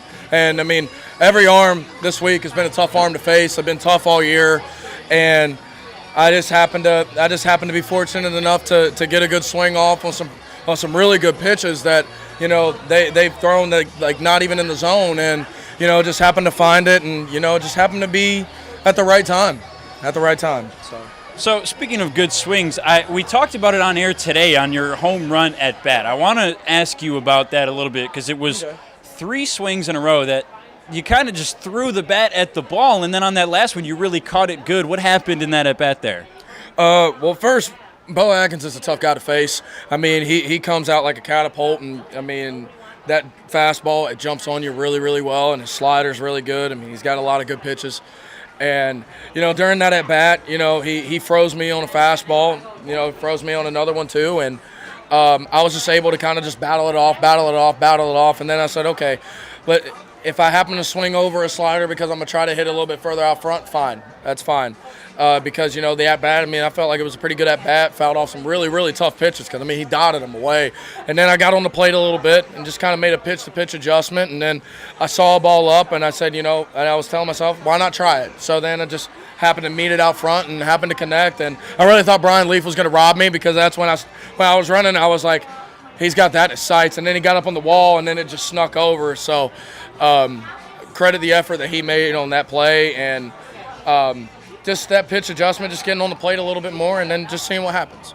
And that home run was obviously the deciding factor, the 2-run shot to break the tie in what would be the effectively game-winning runs. Now, you and I spoke pregame today during batting practice. You were hanging out with some of your former teammates on the Mammoths before being traded over to the Beavers. One thing that kind of stuck out to me was you talking about your approach to hitting, and I think Brian Leap was kind of giving you a little bit of crap for not really turning on balls more and trying to hit home runs. You're just trying to hit them to the gaps, and sometimes you'll run into one, but it seems like that's really working out for you lately. Yeah, first, Brian Leaf, I mean, you guys probably saw it in the first at bat. He hit one to Neverland. He's a great hitter, and I'm very happy to call him a friend, just as well as all the other guys on the Mammoths as well. We just have different approaches. Me, I like staying gap to gap and really just trying to almost kind of stay on top of the ball, just kind of get the barrel behind it and see what happens there. Just try to square it up, hit it hard, find a hole. Luckily it has been working pretty well. Still trying to keep working with it, keep finding barrels and just keep finding holes and just putting quality at bats together. And then, the end result's the end result. But as long as it's a good at bat, then, you can just tip your cap to anybody who makes a play, tip cap to the pitcher who makes a good pitch. And, you happen to get on, then you get on. You just kind of ride it out and just kind of see what happens. You were coincidentally joking that you hadn't hit a home run as a Beaver. Well, now you don't have to worry about that anymore. He didn't hit one either, and then he happened to hit one 500 feet. So. Exactly. 2 of you get one today. You guys get the win, 8-5. Tomorrow it'll be the Mammoths and the Hoppers in a doubleheader. We thank you so much for joining us, Dakota. Thanks for being here. Thank you. Our player of the game. Thank you, everybody. We'll see you next time.